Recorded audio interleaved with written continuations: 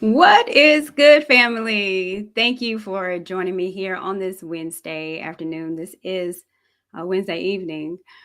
This is, of course, your girl, Courtney Michelle, the Renaissance Belle, and I am here again with a little something to talk to you guys about. And this is the last show of mine this year. So, got a lot to talk about, I guess, as far as a follow up of this year and what can we look forward to hopefully for next year. So, I'm super excited. Thank you guys for joining. I see you prenupped. I see you, RM, my darling. I appreciate you. Jim, I see you, of course, Gas and World. You're going to like this one, what we're here to talk about. So I'm going to go ahead and get into it. Just, I guess, housekeeping. Shout out to the Lapeef Network for being back up. I think I've learned, and a lot of content creators learned a lot from that situation. So we are going to have to be a lot um, more vigilant about who we bring up. So just FYI on that when I start bringing up callers. And this is going to be maybe a little touchy tonight. So I just want to throw that out there. So you guys have seen the thumbnail. One thing that I want to talk about is the Black manosphere, the manosphere, however you want to call it. Man, I know I've done a lot of videos about it. Talked about it with O'Shea about how it's meant to me and how important it is to me. So I kind of want to talk about that and a lot of takeaways that I think I've taken away from it this year of 2021. Maybe some things that a lot of Black women in particular should take away from it. And I want to talk about, of course, what we're going to do for this upcoming year of 2022. So, one thing I want to talk about is the reason why I got into the Black manosphere. If you haven't heard my story, you like to hit go. I got introduced to the Black manosphere through my brother.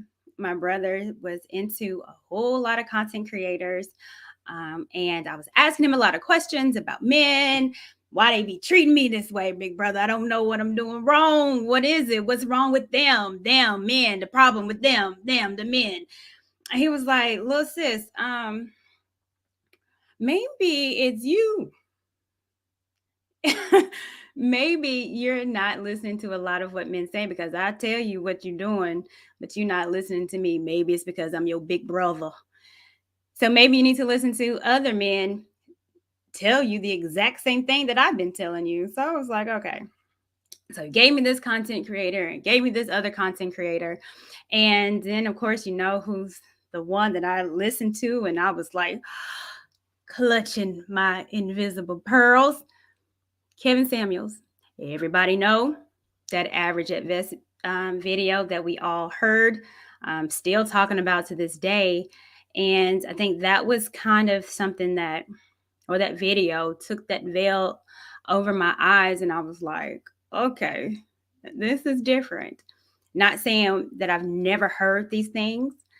Maybe I didn't hear it just like he said it, or maybe I just needed to hear it from someone else. But I think the point is that I heard it. The difference, though, that I'm seeing between me and a lot of women that hear these things in the Black manosphere is the fact that I wasn't just hearing, I was listening. I wanted to learn. I was eager to learn. And I was eager to come to this self actualization of me. Um, Let me pull this up for you guys. And y'all know I do love a PowerPoint. So, what is self actualization? Well, I was by a psychologist, Abram Maslow, for my psychology majors. You should be familiar for what he is. But it says it is the ability to become the best version of oneself. Maslow stated this tendency might be phrased as the desire to become more and more what one is, to become everything that one is capable of becoming. And for me, that's where I was on the road to. I wanted to be my best self. I wanted to unlock my potential that I knew I had, that people saw in me. For some reason, I just couldn't see it in myself. So these 5 points was interesting enough to me. And again, to my psych majors, y'all should be able to understand a little bit of this. But it goes by that each need has to be met before you're able to do a self actualization about yourself. So this is becoming the best version of you. So you have to, of course, the particular needs such as food, water, shelter, warmth, sleep, those needs have to be met before you're able to feel secure, stable, unafraid. And then that will hit the love and the belongingness, the need to belong socially and developing meaningful relationships. And then by doing that, then you're able to do the esteem needs, the need to feel both self-esteem based on one's achievements and abilities, and recognition and respect from others. And then that's where we can hit the self actualization, excuse me. So yeah, so I was like, man, you got to hit all of them. And I was like, well, I feed myself, I stay warm, I got a little heat in my house. And then it came to the love part. And I was like, well, I'm cool with my brother and them and mom and them, daddy and them. But I wasn't getting the love as far as the relationships. That wasn't connecting with me. I would date and it didn't turn out to what I wanted it to be. And in essence, that, which is my goal, is marriage. And of course, me, like I told you earlier, my brother, what's wrong with them? that man did this to me. That man did that to me. And it was like, baby, what are you doing to yourself? What is it with you that maybe you are attracting these type of men? So I looked into it, and then I did go to therapy for a whole lot of other reasons. But that was one of them, because I couldn't understand the disconnect that I was getting. And with those particular needs, I couldn't come to my number 5 until I got to my number 3. And when I got into this Black manosphere, it was like, man, therapy this and therapy that. And I've always heard of therapy, and I always thought it was for the white folks. I'm a Christian woman. I'm in the South. We Southern Baptists here. We evangelical. We over here praising Holy Ghost. Therapy ain't for me. Why I need that? I just can pray it away. Until my pastor told me that God puts people on here for us to work through Him for you. And therapy is just as good as you going to a doctor and getting your physical, getting your pap smear, checking your boobs. All of it is important. Your mental health is just, if not more important than just your physical. And then when I got over here and I started listening again to Kevin Samuels, therapy, therapy, therapy. And I was like, man, this man likes some therapy. He always talking about it. And then once I got into it, I understood what therapy was about. I saw this and I completely agree. 5 long-term benefits of therapy. Therapy can help you learn lifelong coping skills. Therapy can change how you interact with people in your life in a good way. Bingo. That was for me. Therapy can make you feel happier. It's a link through happiness. It leads to productivity and help improve chronic stress. I can go on what therapy has helped me with, dealing with anxiety, dealing with depression. It all linked up to why I wasn't getting the results that I needed in relationships. I didn't have the coping skills. When things got rough, I ran. When my depression got to its best and I felt the loneliness, I told y'all to have a Merlot and Anita Baker. That was my coping skills. And those coping skills was not helpful. It was detrimental to me. What man would want someone to deal with depression, anxiety, that kind of way? I know I wouldn't.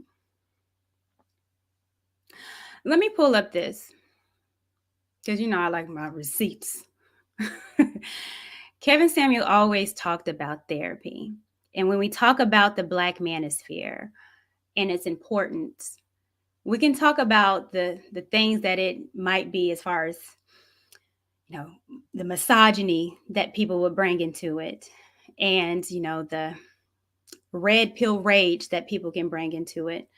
But I personally take from it what I need from for my healing and myself and what I want to learn from. And therapy was one of the most important things that I see advocated in this space.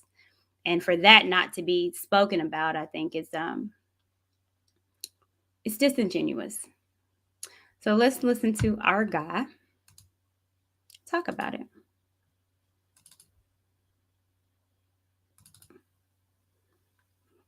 Bobby, yes, this is live. Y'all gonna be able to call in. Let's see.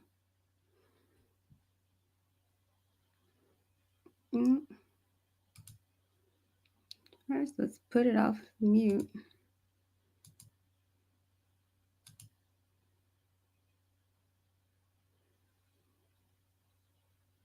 See.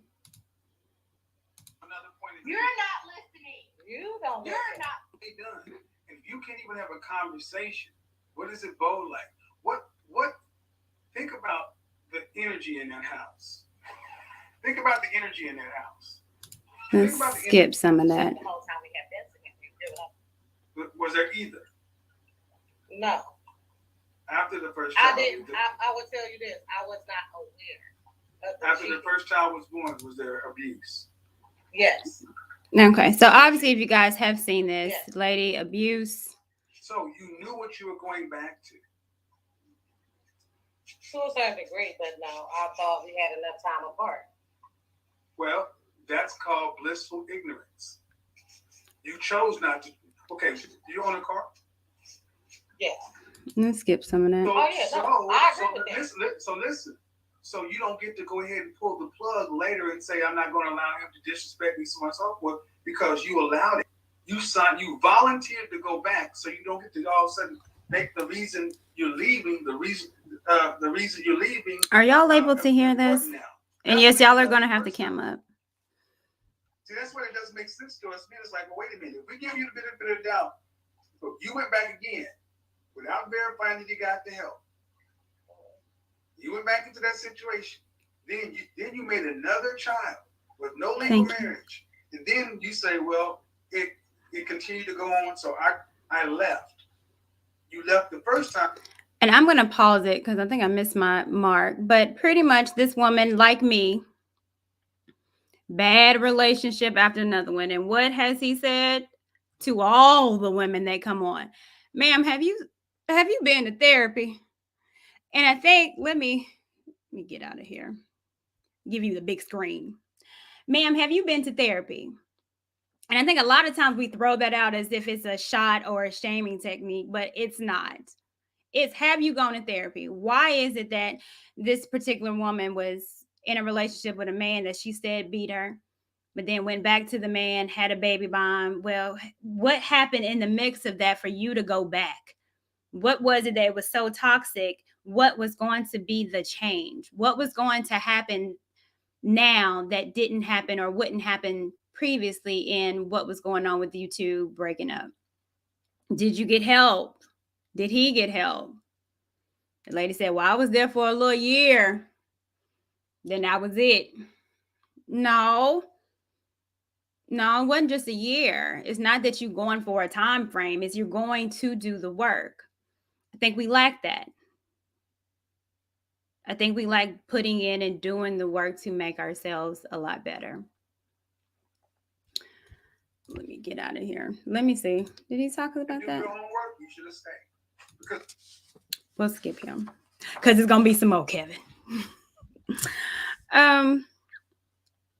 Besides the average at best that I know that I saw with Kevin Samuels and in the Black manosphere, he's also known for rating, asking women, what do you rate yourself?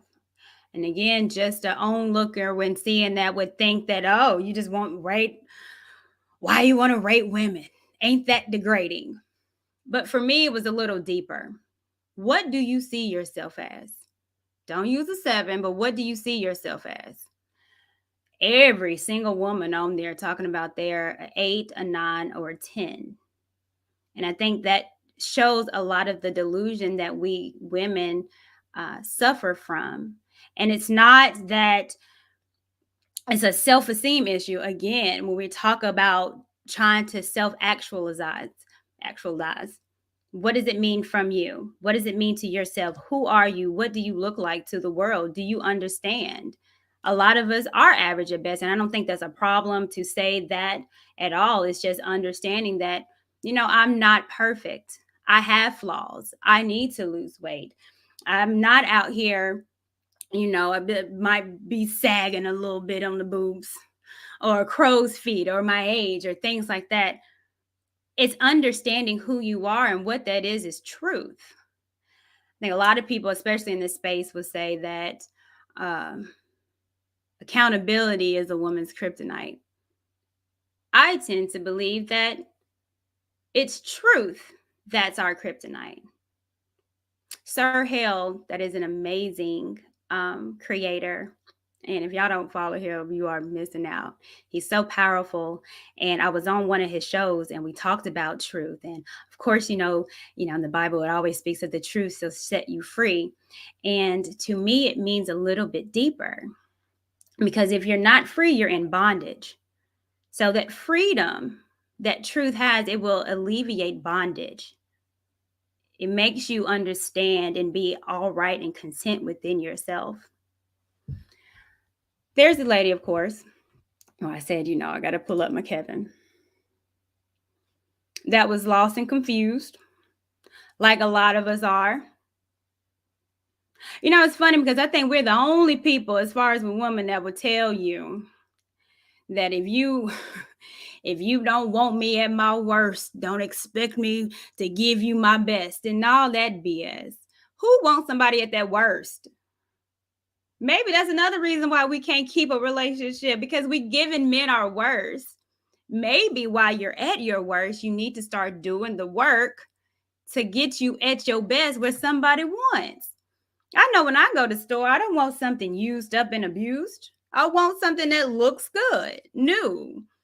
And even if I'm on Amazon and it says slightly used because I want a little extra of a discount, okay, well, what you mean by slightly used? Because if it's overly slightly used, then you can take that back, and I'd rather pay for the real thing. So let's look at this. She was a fun one. Top 8% of black men, the top earners. No, come on. And you ask me, man, you gotta rank yourself. Where would you rank yourself? I think I'm like a seven. I don't do seven. You say you don't do seven? No. What is that like? What does that You mean? can't rate. You can't use seven because everybody wants to use seven. 0 to 10, you can't use seven. Now you gotta see why I don't use seven because everybody wants to use seven as a safe number. Okay, 7.5. No version of a seven. Okay, 8. Okay, 8. Okay. You all right now. Now I'm gonna say something. Okay. Maybe that's just expressive, but if you're doing all that shit with your face, I'm gonna tell you to get up off my phone. That's not cool, young lady. I'm Not for I, Kane. I'm just an expressive person. It's not disrespect. Yeah, it is. I'm Yeah, very. you wouldn't do this shit in church or on the college class. Okay, I'm sorry. I mean, you asked me for my professional advice, so can you respect the platform? I sure can. Thank you. An 8. You give yourself an 8. Okay? Mhm. Um, who else would you rank in the 8 category as far as like famous people? Musicians, movie stars, that kind of stuff. Okay.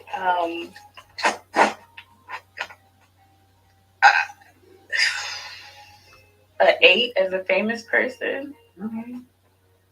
like in like a ratio, like Not No, like Beyonce's an 8. no, Beyonce's not an 8. Who's the image consultant in real life? Oh, okay, so you think Beyonce's an 8? I think Beyonce's a 10. No, she's not. Okay. Beyonce's an 8. Kelly Rowland would be a 9. And Rihanna, even with her big forehead, would be a 10. Okay. So by Mhm. giving yourself an 8, you put yourself in the category with Beyonce. Okay. So I'm not an 8. Mm. So you're in the category with Beyonce. I mean, no. This is one of the major issues. You ladies don't know how to rank yourself. So when somebody like myself comes along with some truth, most people in my profession will give Beyonce an 8. And many black women will give her a 10 because you want guys want to give yourself higher numbers. Mhm. So are you in her category or not in her category? Nah, I'm not. I'm not Beyonce. I mean, we're talking about just from the face. Uh, Okay, then what would you give yourself if you know understand Beyonce as an 8? okay, maybe I'm like a 6. Which is closer to reality. Because First of all, those eyes was so annoying, but it took the strength of Jesus to get her to realize, look, lady, at 8, nah, maybe a 5, maybe a 6. You're average like the rest of us. But it's the truth, having to pull out the truth amongst a lot of us. And I'm speaking on black women in particular because I'm a black woman, and I'm speaking on us because I was there, I am there. But it's the pulling of it, the having to go on the carousel round of questions and trying to get you to say what you already know to be the truth. You just don't want to say it because you don't want to see yourself as yourself. We do live in a fairy tale world where we want people to see us not as we are, but who we want to be. And the hardest thing for us is to be honest and to actually tell you that honesty. It's hard for me to do it nowadays. It's hard to admit the truth. It's hard to admit when you mess up. It's hard to be accountable. But again, that bondage of not, the bondage of lies, is keeping us single, keeping us from having great relationships with other people, keeping us from being, I honestly feel, completely happy with ourselves. If we're not honest with ourselves, if we're not true to ourselves, then how are we going to fix ourselves? I don't believe that there is just this big gender war where black women and black men are just battling it out because I'm not liking you and you not liking me. We aren't liking ourselves because we're not being honest with ourselves and we're not putting the work for ourselves to be better. We're at war with ourselves. I did a show last week about, are we competing against Latina women? Is it a competition? No.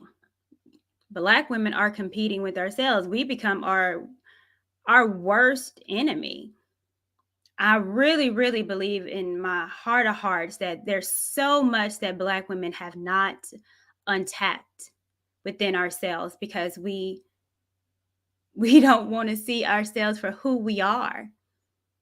When I put out to men and when I listen to the black manosphere as far as with women and attitudes as not being feminine enough, we fight back. I had a whole panel of men saying the exact same thing. Now, mind you, one was in China, one was in the South, one wasn't even ADOS. He was from Nigeria. All different types of men that were black saying the exact same thing. And what were my comments saying, the women? No, that's you. It's your fault. You doing it. Maybe it's us. And it's all right. to admit it. You can't fix nothing you can't admit to. You can't fix nothing that you're not honest with yourself about and understanding your flaws. It ain't flaws and all. Shout out Beyonce. It's what's these flaws? Are these flaws fixable? Can I work on these? I'm never going to be perfect. I'm always going to be evolving, but I want to evolve in something better. I don't want to be stagnant in shit. And I think that's where a lot of us are. And I'm just praying that we don't become that or stay in shit in 2022. The lady also brings up something that, again, the Black manosphere talks about, and it's the issue of weight. Now, I'm going to be honest. I am in the South. I do like my fried chicken, my collard greens, my cornbread. Oh, some good eating down here in Tennessee. So we known for our barbecue, sweet tea. So this is something that I have to struggle on a whole daily basis. I have to make sure that I exercise. I have to make sure that I put down my fried chicken and get something baked. Sometimes I do shed a tear, but shit, I know it feels good when I look at myself and I can see a collarbone or a bone. I'll be like, oh, I got a neck today. Thank you, Jesus. I know it feels good when I put on my clothes and I can actually wear them instead of sucking it in and pulling up my pants and over here struggling to sit down. I know it feels good to cross my legs and not have thigh sweat all dripping down my thigh. These are problems that some of us have. Shout out to the thigh sweat. But the weight is important. And this is what men are saying. And I've never known just men just want skinny, skinny, skinny. Baby, be healthy. The extra weight is not healthy. But again, when people say that, especially men in this sphere, it's fat shaming. It's, you know, what say, body positivity. We look at Lizzo shaking that rump roast, and we supposed to think that's attractive, or we're not supposed to say anything because that might be mean. But is it the truth? Man, Black women are missing the truth. We are missing that. Now we would be a whole lot better physically, mentally, if we lived in truth. There is this lady, bless her heart and soul. I'm gonna bring this little lady up, y'all. She was a hot mess. She was heavy set. And when we talk about accountability, she just took none. She was heavy, and instead of blaming the weight on herself, on her eating extra fried chicken, she blamed it on racism. Black women are fat because of racism. I Y'all don't believe me. It's all right. Let's listen to this little lady. Racism that you're experiencing and the struggle to make ends meet actually means the diet don't work for you the same. Let's see. I hate when people talk about Black women being obese. I hate it. We are living in the Trump era. White people are racist. So I put this up because I really want any white person in the room to know up front that this is what we're dealing with. Black women, when we do the same diets as white women, we lose less weight and we lose it slower. The racism that you're experiencing and the struggle to make ends meet actually means the diet don't work for you the same. That it's not going to be this coddling of white tears and what that looks like. We're not going to discuss, oh, maybe some of us have worked it out. No, you're always going to be racist, actually. We're moving, we're taking care of kids, but our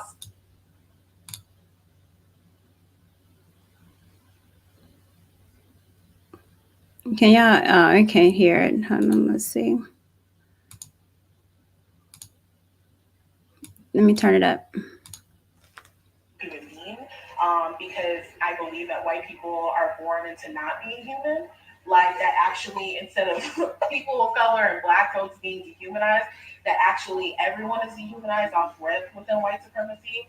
I feel like when I think about the trauma that black men have gone through, along with the trauma that a black woman has gone through, we're able to heal each other because we know each other's pain. That y'all are born into a life to not be human, and that's what y'all are taught to do, to be demons.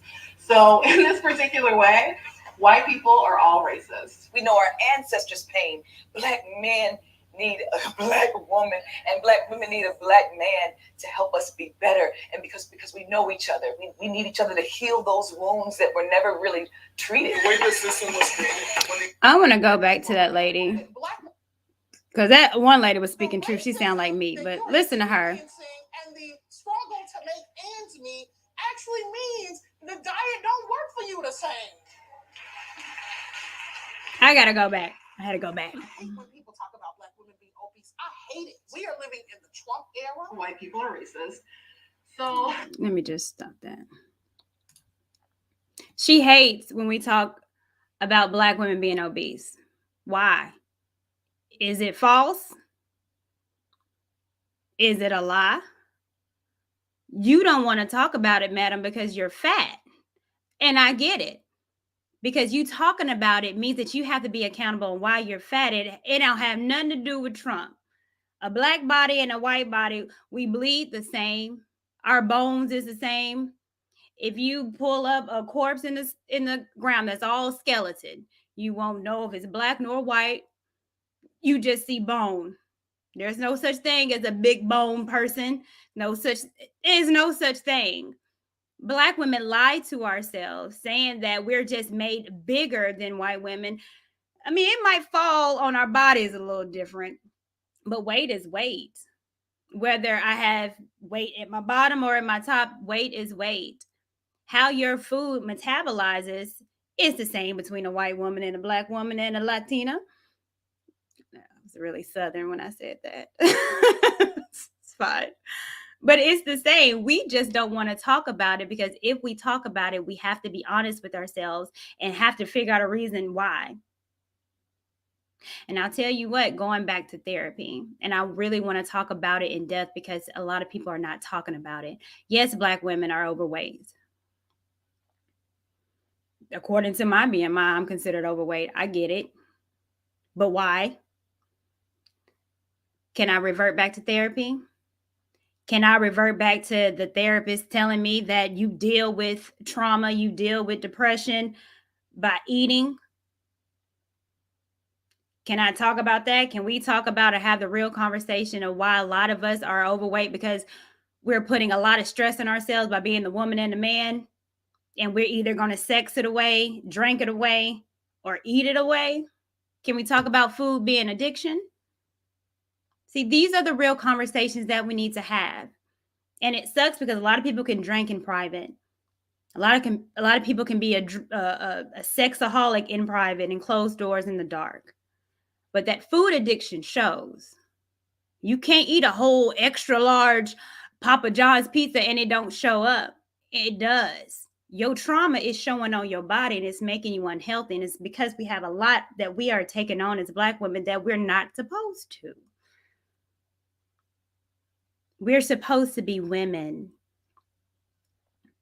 We're supposed to alleviate some of this stress by having a husband. We're not supposed to be just single mothers. And I can speak from experience and having that stress of doing it by yourself. Even though you say you can, you're not supposed to. This is why we're sick. Physically, the overweight. Mentally, why we can't keep relationships together. These are the conversations that we need to have. And if we're going to get any better within this next new year of 2022, then it starts now. It starts us getting it together now.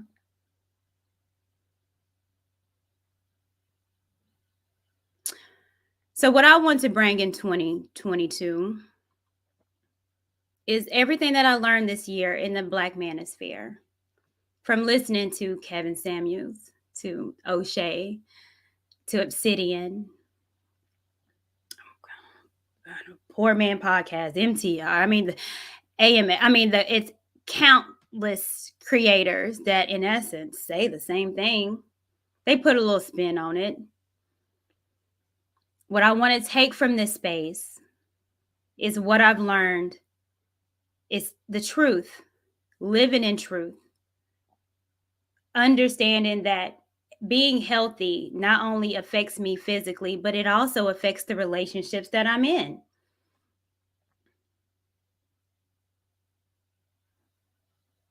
So I was doing lunch with Lauren today. This is where it's about to get a little something. Shout out Lauren Melissa.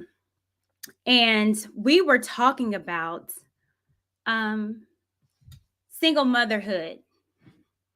Now, you know, being in this Black manosphere, it's a big topic.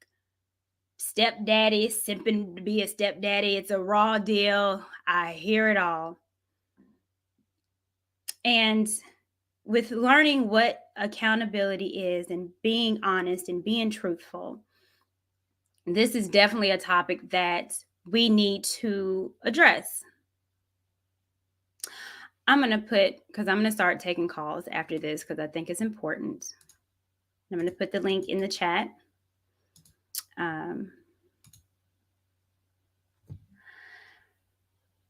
So, accountability is important.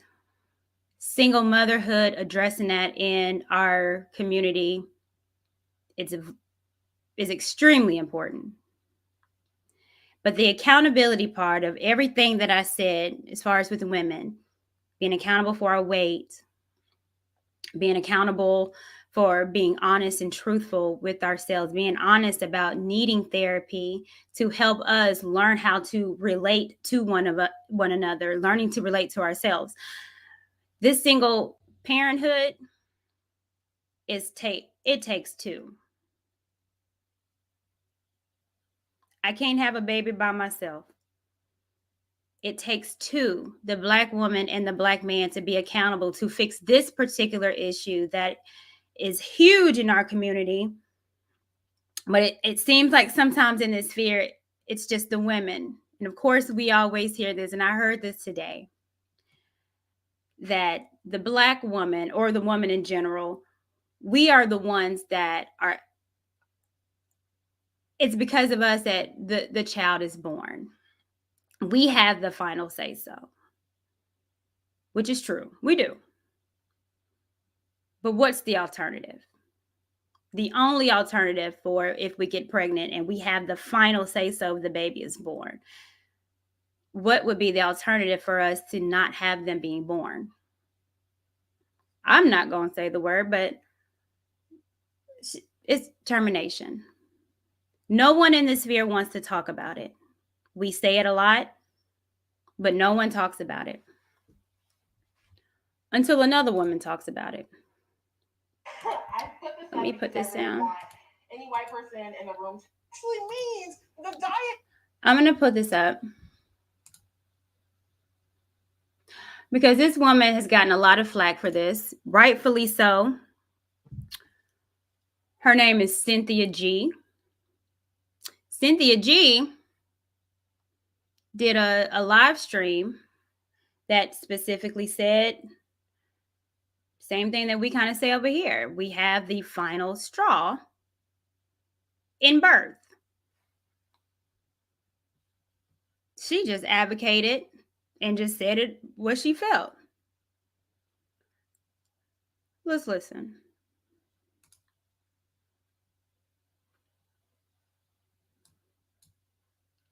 Let's see.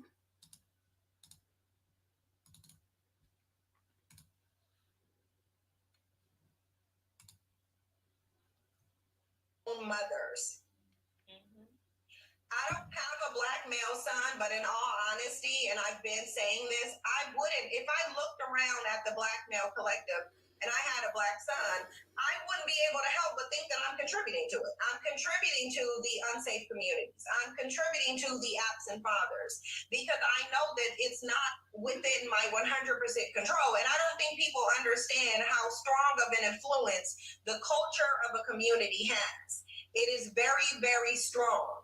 And since Black men are not creating a culture to where children are protected, women are valued, fatherhood is valued, then what is the point of birthing males into that system only so you can have generation after generation after generation of the same exact thing? Yeah. And all they're about to do is tell you to choose better. And here's the thing. They do all these complaining. What do they say about the community? They say that we don't have one, that it's ruined because of Black women. And then they cite crime statistics that they are the ones that are participants in. If Black women, and this is just like seriously just putting it out there, what happens if Black women cease or at least selectively breed Black males, right? Selectively have Black sons. If we do selective breeding, as it relates to having sons, especially, what happens then? Crime rates go down. Right. And violence and sexual assault in our communities, molestation in our communities. There actually will be some upticks in how we look overall as a race, as far as education, and all of these things, without their element bringing it down. And I know that sounds harsh to some people, but it is the reality. There'll be less baby mamas. Mm-hmm. There'll be less of these things that they complain about all the time. Because here's the thing, they talk about the bad element. They call him Pookie and Ray Ray, right? But they don't want to do anything about Pookie and Ray Ray. They're afraid of him. Okay, so which is why they go and nest in white male patriarchy, or they go to some white man's community and nest up really comfortable because they don't want to deal with it. Again, this is why they tell Black women, it's the men that you're having sex with. Mm-hmm. So you need to stop having sex with these men so that these types of children can stop being created. That's what they say. Even though Black women are simply having sex with the men that they allow to be in the community. So if that element is existing in the men only, and Black men are not eliminating the men that should not be having children, then Black women have to eliminate those men. Yep, and you're going to have to eliminate.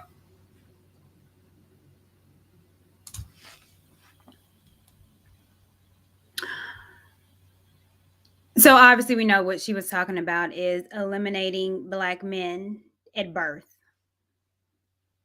which I find absolutely disgusting. If you don't know, I am very pro-life, and I don't obviously advocate for that. But then on this side, I hear, we don't say it like that. She was bold enough to say it at least. But we tell women here, well, you have the opportunity not to have the baby, not to be a single mother. You have that opportunity. It's up to you. Instead of talking about dick discipline and abstinence, we still think that there's this other way. I think it's completely wrong. But then again, it has to be where we hold accountability. Women have to be accountable for our bodies, who we let up in it, who we let, quote unquote, discharge up in it. Men have to be accountable for what they stick it up in. So in 2022, what am I looking forward to, and what can Black women learn from this year and take it on to the next? It is truth. It is therapy. It's accountability.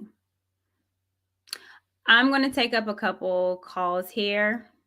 I see some people. I'm going to bring up Canadian born and Derek.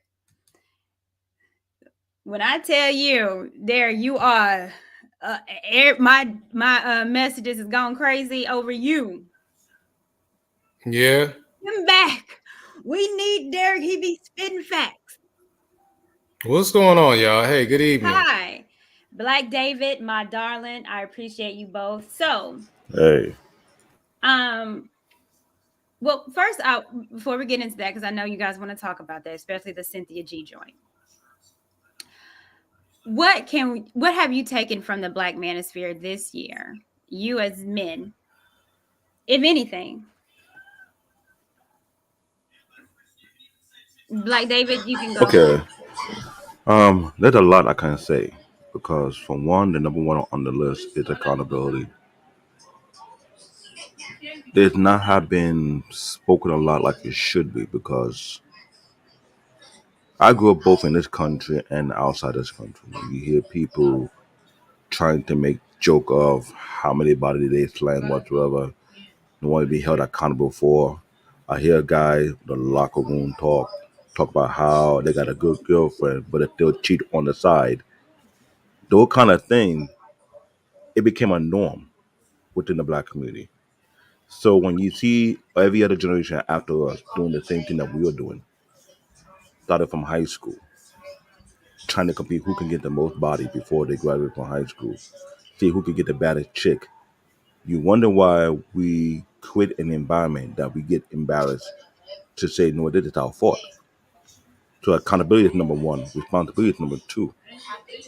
Then the discipline. Mm-hmm. To tell another black brother you need the discipline. I can't say the actual word for my kids around. It's kind of like an oxymoron. They'll tell, what do you mean by the discipline? I live in Brooklyn, New York. There's a lot of baby mamas in this city, especially in this bowl. You can't even imagine. Not a lot of them married. But we one guy will have 3 to 4 or 5 baby mamas, but no one talk about the discipline. Yeah. These are Well. the more four main top, more four thing I pick for the manosphere a lot. The black Yeah. manosphere, because if we cannot hold ourselves accountable, when would we do it? You gotta be legit Understand. about it. You have to be legit. Because if you don't have a strong foundation, you don't have a strong moral code, that thing can happen to your own sister, to Mm-hmm. your own female cousin, to your own aunt. So you either go stand by and let it happen, or you say, you know what, enough and I will let it stop from here, let the buck stop here. Yeah. As a father and a grandfather, at the age of 43, I tasked myself to raise my son to be far better than me. My job as a father to make sure my son surpassed me, to be better than me, to be more honorable than me, to have a strong Right. moral code than me. So when I see what's going on around me in my community, Mm-hmm. I say I will start from my home. They say charity begin at home. So I can't do anything on the outside, but I start from the inside first. Right. Let me make sure my foundation, my house foundation, my home foundation is strong before I can reach to somebody else and tell them, no, no, you need to wrap it up. You need to cut it out. You need to hold yourself in a higher regard. Other than that, there's nothing much we can do unless we start from within ourselves first. Yeah, let me get Derek in here too, because I got some people in the back I'm going to bring up. So, Nair, before you answer or say what I'm sure what you're going to say, what have you taken away, if anything, this year with the Black Manosphere? Uh, pretty. The Black Manosphere is pretty much just being about. My perception is just being self-aware and kind of the topic, just being accountable and being a better man. That's Mm-hmm. uh, relationships as far as you interfacing with women, your financial, you being a utility to the community. Um, it's basically just kind of big bro game. It's kind of what the manosphere is pretty much the premise of it. A lot of it kind of got diluted a little bit by a lot of guys that never had a voice. A lot of incel type guys. I'm not saying calling all the guys in the manosphere that, but I'm saying you can tell and kind of hear it. But I think the initial message was just being men, manning up, as we say, taking accountability for your actions, being a good person, being a good man, learning to be a good leader. Because at the end of the day, as men, our job is to take care of people, to lead, to guide, and to teach. And I Mm-hmm. think that's a lot about the original premise of the manosphere was about. It's kind of branched off into some other stuff, but the main core of the main guys kind of still talk about these talking points. So that's what I took away from it. it was no different than hearing, my old man growing up, how he used to talk to us about, doing what you're supposed to be doing. That's basically it. I understand. And I'll get Eugene and Black Man Unfiltered. Welcome, guys. Good to see you, Eugene. Eugene, I know you got something to say from what I stated earlier because we had this conversation a little bit earlier today. But what are you guys take from the Black Manosphere this year that was important to you? Eugene, I can't hear you.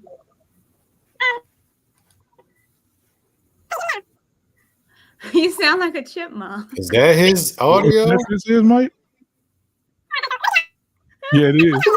Yo, that sounds like a straight cartoon. It does, bro. Yeah, I don't know what. I thought he was scratching and mixing for a second. I was like, he DJing? Man.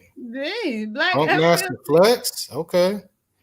Man, that shit scared the hell out of me. I was like, oh. Yeah, I was like, is that my audio doing that? All right, Black Man Unfiltered, what you have to say about that? Let me bring him back up. I think that we've learned a lot of accountability. I think that having my own platform and even having Black David over, sometimes we have these conversations about discipline, and we talk about since the sexual liberation, women have been putting themselves out there saying, hey, listen, I'm gonna give this thing to everybody that want it, and men have to be more accountable for themselves. Men have to slow down. It's not about how many bodies you're laying down. It's about what your legacy is. What are people going to say about you when you leave here? When you die, what are people going to say about you? And so it's about your legacy and not about the bodies. And again, sexual liberation, we talked about this, I think a couple of shows ago. A lot of women are saying, hey, listen, I want to. Gabrielle Union says, hey, she just wrote a book. And in her book, she says that all women, when you travel and you go abroad, you should test out everything that's over there. Test out different nationalities of penis. And she's pushing this whole phase. I'm not a fan of Gabrielle Union, man. Me either, bro. Bad person. She just seems like a bad vibe. I mean, I don't know the lady, but just more and more now, it's like I don't know her either, but I hate her.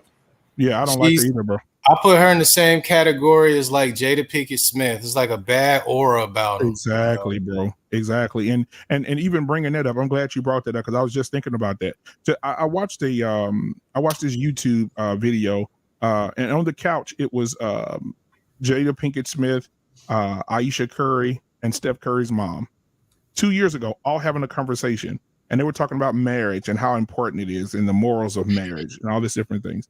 And now we see that Jada, that was 2 years ago. So since then, Jada and the whole entanglement thing happened with Og, as Will calls him. And then, and then everything happened with Steph's mom cheating on his dad with the ex NFL player. And now you have Aisha Curry saying that she wants an open marriage. But in that same interview, she said, I don't get enough attention from men. I know it sounds weird, but men don't look at me. And now all of a sudden you want an open marriage. And now, I guess Steph's okay with it. I think Simptitude has took a whole nother level. These guys are allowing Dwayne Wade and Steph Curry and all these guys are allowing their women to just run rampant, bro. It's ridiculous. It's killing the legacy. It's killing the image. And like this again is why other cultures and people don't take us seriously. And when I say other cultures, exactly, I know a lot of us within the culture like to divide. We're all black. At the end of the day, they all see us. It don't matter if you're African, you're Jamaican, whatever, we black. That's how they look at it. So any negative representation is put on all of us. So it's unfortunate when we got guys that are, and these are guys that are the pinnacle of what they do. Yep. Yet still the women are kind of acting out of order and showing them up. It's just a bad look. I'll say that I have an issue with Dwayne Wade because what he did to the mother of his own child, I'm still pissed off with him. The fact that you blocked the mother of your child to spend time with her own son and let another woman brainwash your damn son to become something else? Are you freaking kidding me? Not only, she didn't brainwash, she brainwashed Dwayne too. Dwayne walking around with purple hair and skirts on. So let's not do that either. Well, was he brainwashed, or that's what he wants to do? I think he's he kind of flammy a little bit. Yeah. I think he's living through his son. I don't know what he's doing, but he making it's aisle 5 at Walmart for sure. Everybody knows it's on aisle 5 at Walmart. The sugar. let me get Eugene in. Eugene, what have you learned with the Black Manosphere? And then I want to go into Cynthia G. Oh, Well, basically, I pretty much learned everything that the rest of the guys on this panels have learned. But the funny thing is, I've learned more about myself as a man from uh, Black women content creators than I did with the Manosphere. Mm. And the reason is this. I mean, when these the Black women content creators are holding other women accountable, they are sending an underlying message to us as men. For example, one may talk about, you know, The being, echo. choosing the right man, to other women. So what I learned from it is, how do I be that right man? Or some people talk about, pick me's and um, you know, our role as a man. And I've learned about what my role is supposed to be. So yeah, I mean, all the Black women content creators I listen to basically ditto what the Manosphere was talking about. And what's so special is, you know, they were just so authentic about it. Basically, they were not just copying some talking points. I mean, they just said it from their experience. Yeah. So yeah, what I've learned, from them is basically what the rest of the fellas here in this panel learned from the Manosphere. Hmm. That's an interesting take. I don't think I ever heard someone necessarily admit to saying that. So I appreciate that. So Sure. let's talk about Cynthia G. When I heard this about the termination of Black boys, oh, I mean, I was ridiculous, but I know Yeah. where she got it from. I don't know if I believe that Those are she those are did like that. white supremacist talking points. Like yep, you to exactly. say Exactly. that type of because you make to make that type of comment, that's like one of us saying, yeah, the abort, let's get rid of female. Like, what do you mean? That's men and So, women are a nation of his people. So if you try to eliminate that doesn't again, so this is the reason why. So if you listen to her speak, what she said is that in the Black manosphere, we blame the Pookie and Ray Rays to single mothers. Mm-hmm. That these men are created, the men that are in jail, the men that aren't worth a damn, are created by single mothers. So to alleviate the Pookie and Ray Ray, since the Black manosphere is blaming it on single mothers, if you're a single mother with a son, then you terminate it and it won't be any Pookie and Ray Rays. That's what she's saying is coming from. And let's call a spade a spade. This is what we say. It's It, single motherhood, that these men are effeminate, that the men are pookies, the men are in jail doing high crime, not being good men to their wives. It's because single mothers are they're either kicking the men out, the man's not there, she didn't slip with the wrong one. There's the echo. Eugene, I think it's you. I'm gonna mute you for a second. oh, sorry. No, I you're think he fine. has his YouTube playing in the background as well. Okay, Maybe. maybe that's the YouTube. Yeah. Did y'all turn it off, please? So when we say these things, it makes it easy for Cynthia G to say, well, let's get rid of them, even though it sounds asinine. But that's where she's getting it from. So It, it puts fuel in the fire of the Cynthia G's. And when I tell you, if you look at the comments, and I'm going to bring them up because the comments are amazing. I was just about to say the same thing. Those comments are food. And that's why I say, when you get to a point, because one thing that you pointed Let out me on put that her up. panel that was very And Black powerful is David, that you we said just that talked Black about this women last were night. We just discussed Yeah. this last Let night. me pull her up for a second. being, and that's true. So can you Other see her? groups of women would never Yes. have to be in a position, forced in a I position see her or don't like her either. first to the male than to the Let that me. Okay. I want to put the comment. So, but you guys can go ahead. Let's look yeah. at the comment. Uh, Shout out to all the childless Black women out there. Stay stress free, ladies. Travel, read, live your best lives. 43 and decided if if someone could mute or if you have your YouTube, please. Yeah, I'm muted. I was trying to see if it was me, but I muted and it's not me. No, I'm gonna just mute mine. I ain't got nothing in the back. I turned the TV yeah, off, but I'm gonna go ahead and mute it still. okay. Oh, let's see. I just pick one out. Thank you for this live stream, Cynthia. Most American Black women do not want to accept the truth about all Black men. Uh, a sensitive subject, but one I've thought about for years. Amazing. I felt guilty about it too. I'm a Black woman married to a Black man. He's a good man too. It helps that his parents were married and have been for 40 years. So, blah, blah, blah. I don't care. This panel was eye opening. I would totally financially support a community village for Black women and children who want better. Again, alleviating the Black man. I was part of the Choose Better echo chamber of stupidity a few short years ago. I'm glad I realized when all you have to choose from is a glad or hefty trash bag, your choices are limited.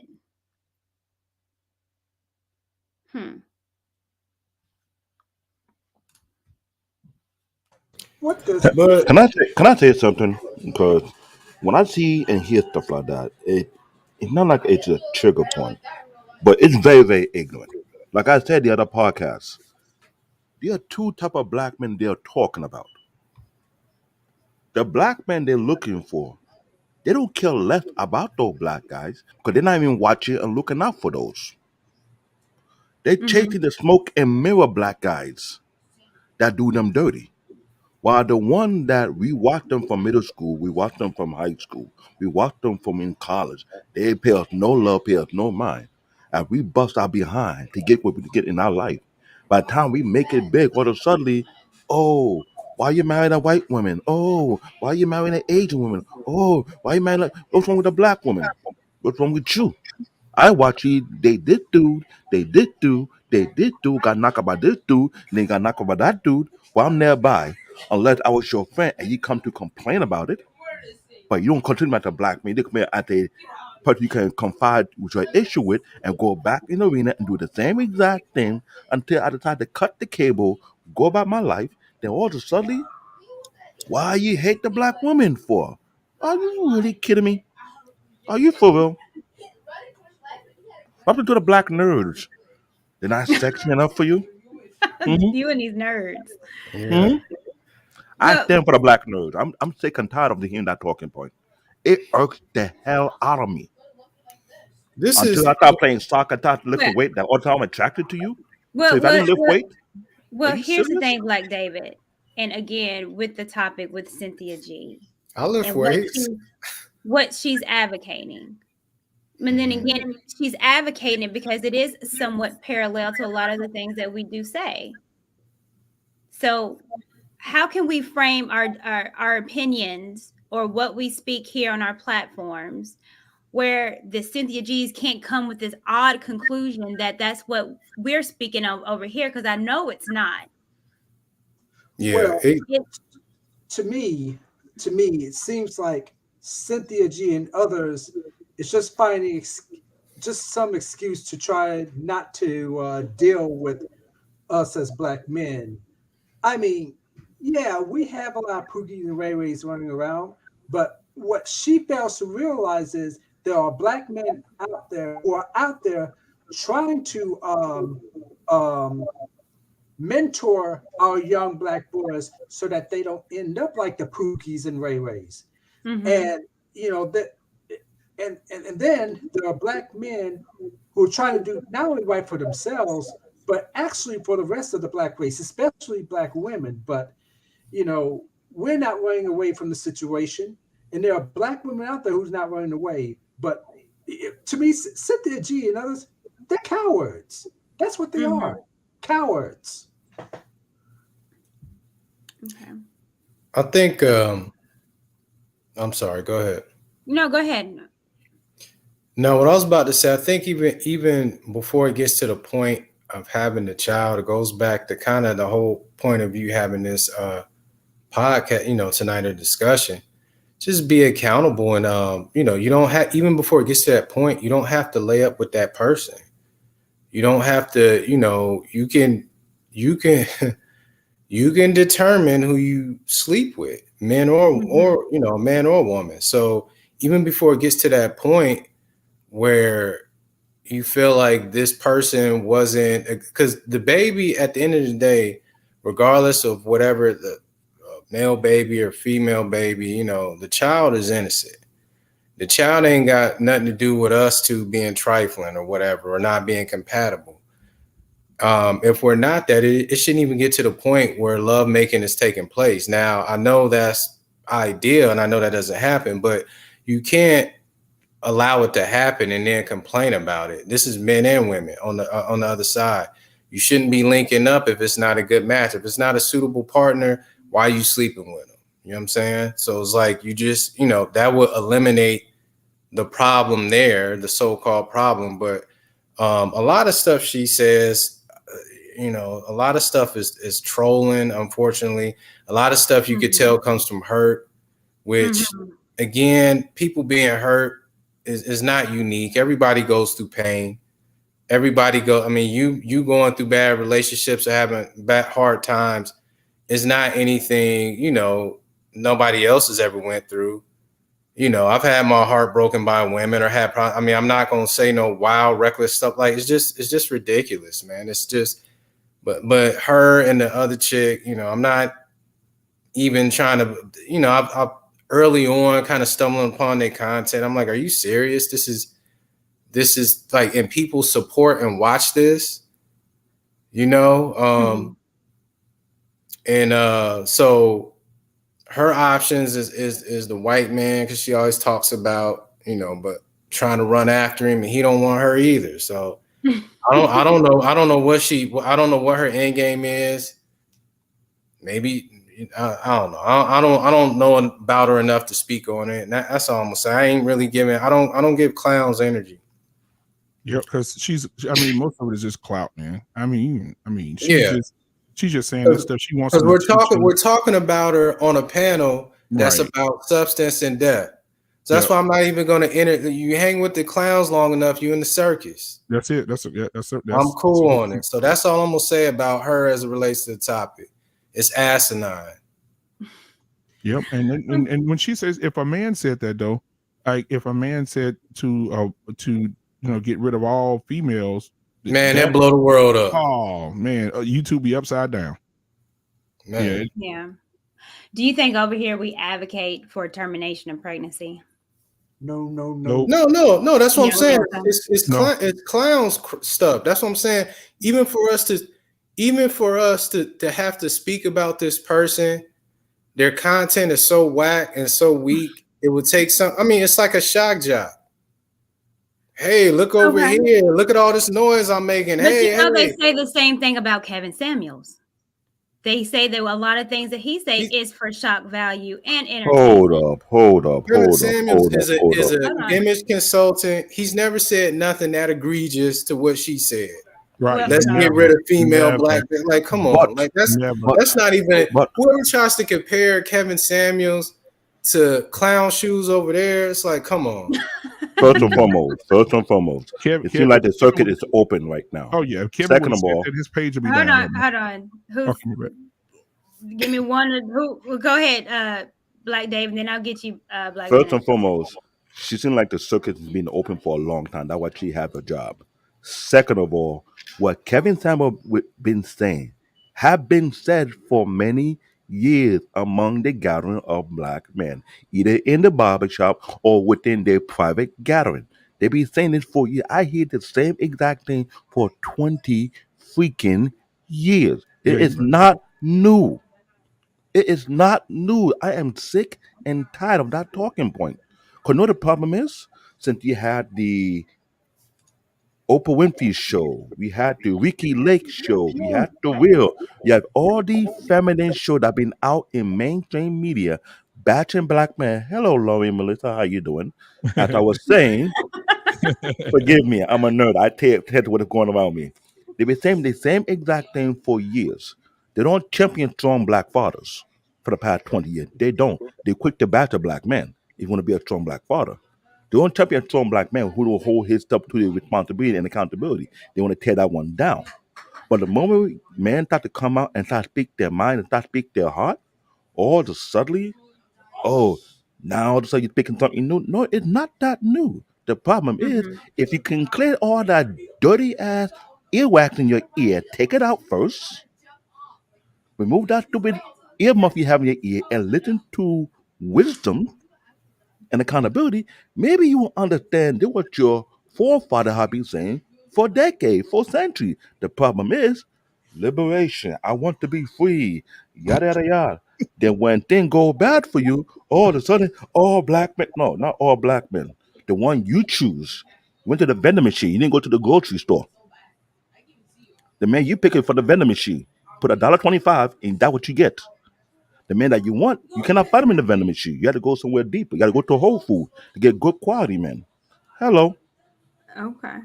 I Big hear. brother Wow. And Kev, this is listen. Big brother Kev advocates black families and people getting married and coming together. Exactly. Clown Shoes doesn't. So it's like there's Right. no comparison Right. about. Clown shit. I There's like no that, bro. similarity in the two. He's about he openly, overtly says this. Hey, get with a black woman so you can make a black baby, a black child. So it's like right. the stuff And she's he's on. but Yeah. okay, so here's the thing. And I understand you're like clown shoes, she doesn't deserve it as far as conversation. However, a lot of women think like that. Again, when I say when I'm looking into these comments, we can't negate that a lot of black women. And so we're wondering why black women act this way or what are we thinking? It's in these comments. It's one woman in a comment. I really want to have a black daughter, but it's not worth being in a relationship with a black man or the possibility of birthing a black son. I'll just divest and try to adopt a black girl. Courtney, can I say something real quick? Go This ahead. is called magnetic pain. When a person Mm, goes through pain and they go through it for a long period of time and you give them a voice, you're going to find people that are just like you. And mm-hmm. they'll, and in her case, a lot of women are sitting at home that have gone through something with a black man per se, and they say, you know what, this girl is on to something. Girl, have you heard Cynthia G? And it spreads like damn COVID. And then then now homegirl knows it. Then her baby, then the mama knows it. Then the mama for 20 years of pain from her daddy knows it. Now everybody's in the comments. Girl, I'm with you. I support this. I'll give you this. So it's magnetic pain. She's expressing pain and people are drawn to that pain. And that's why she has those supporters. She's a clown. Yeah, and that's my point. I was saying a few minutes ago. Going through heartbreak is not unique. All of us up here have been through Mm-hmm. some type of heartbreak. That don't make you special or make you be able to say reckless stuff. Like, period. If a lot of black women think like this, we're doomed. Like, I'm just straight up. That I mean, if you saying the mindset of a lot of them agree and think like this, we are, as a community are doomed, man. Right. And that's Let me bad. If they I want to get to Lauren, but let me throw this out there as well too, because we as black women, when we hear that you're going overseas because you can't deal with black women, it makes us feel the same way. Like, damn, we're doomed. Like, damn, we understand I that ain't you're going right. overseas. I'm Well, not here. you, not Uh-uh. you. Yeah, I'm not talking about you, but this is what I'm saying to kind of Mm-hmm. parallel it is like when we Mm-hmm. hear those stories and it's, the like I said, what I did last week, we competing against Latino women and they're this and that. And it's like we feel the exact same way. And we think those guys, like, man, those are clowns. Don't But we listen to them. but the We difference, want you over here. Courtney, the difference is we ain't talking about often, y'all, not having any more y'all exist, period. Like Right. it's always the Here's the severity, like going off truth. to the if a dude just be like, you know what, I'm not gonna be over here, I'm not gonna deal with this no more. That's different than saying they shouldn't exist. Let's not have any Right. like again, it's crazy. All right, That's go one ahead, Lauren. extreme, but there are women out here that at one point wanted to have children, but now it's like I don't even want to bring children into this world at the risk of being a baby mama, at the risk of birthing a black boy that will become a statistic. Like there are women that are like so termination aside, there are women who once wanted to have children that no longer have the desire to or want to because of what Courtney is saying. Like all of like black men saying black women ain't ish. They don't never want to change. They got attitude problems. We going for the exotic looking chicks, right? It's so I get what Courtney is saying. So the Cynthia G example, that's just one of many of how women think. Not to say that what she's saying is right, but to Courtney's point, there are women who think that. There's also women who are just like, I don't want to have kids at all.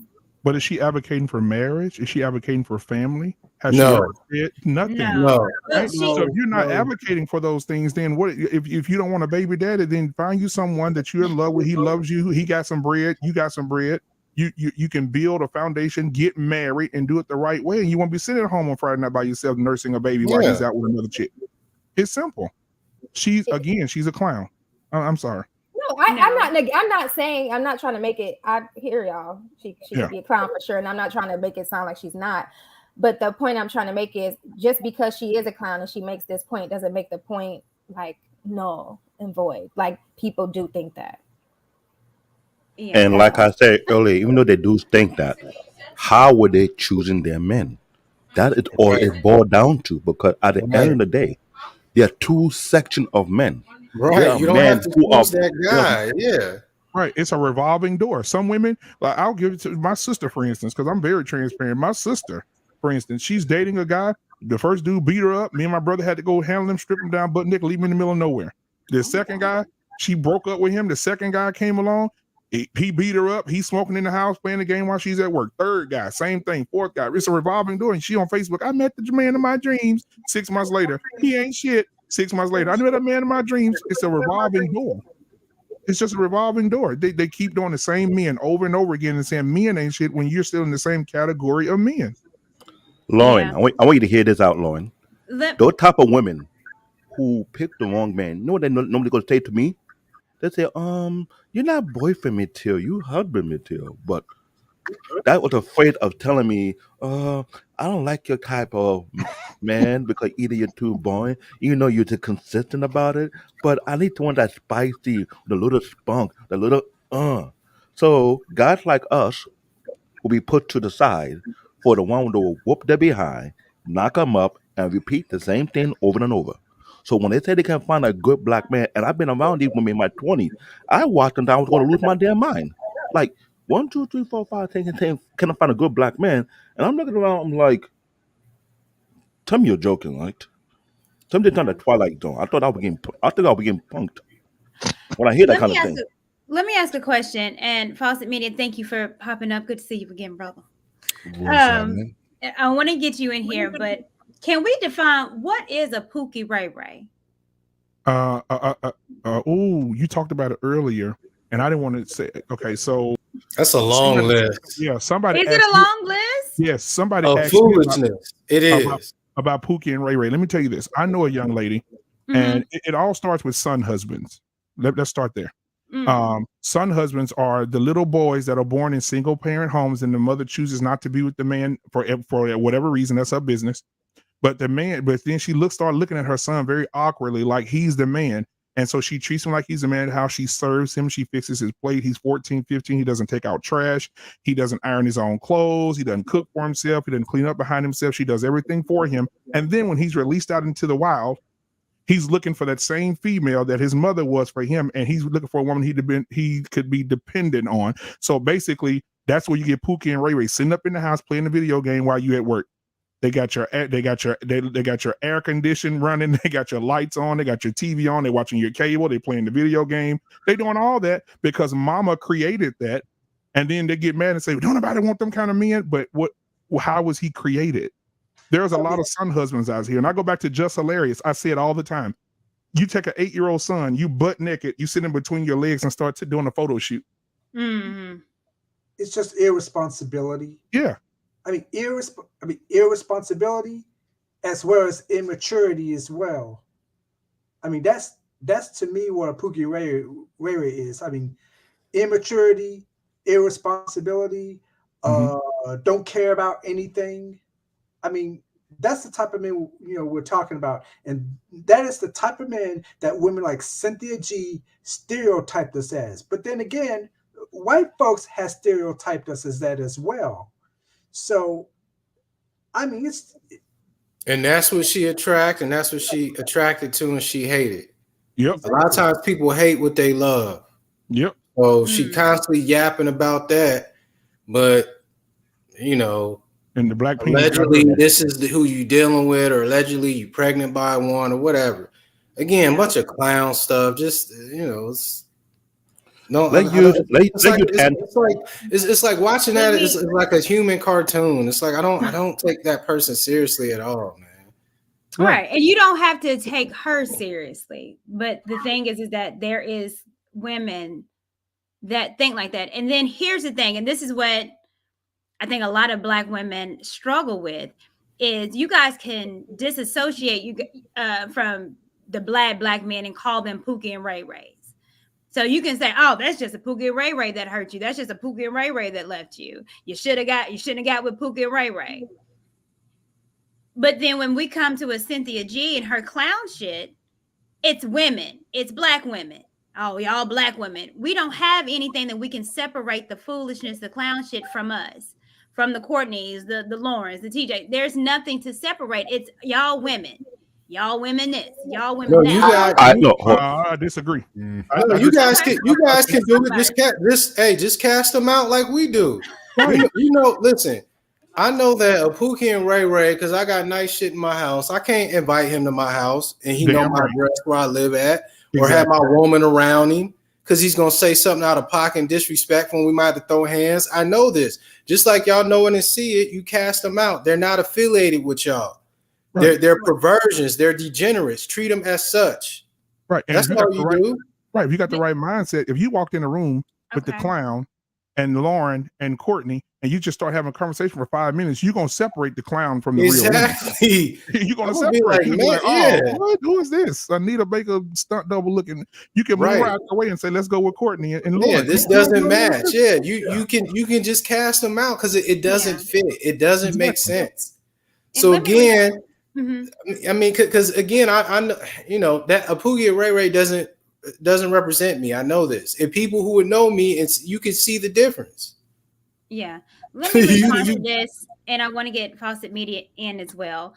So Hakeem, is Pookie and Ray Ray represent 15 to 20% of Black men? Not sure where you getting that stat from. That's fine. If you want to make it up.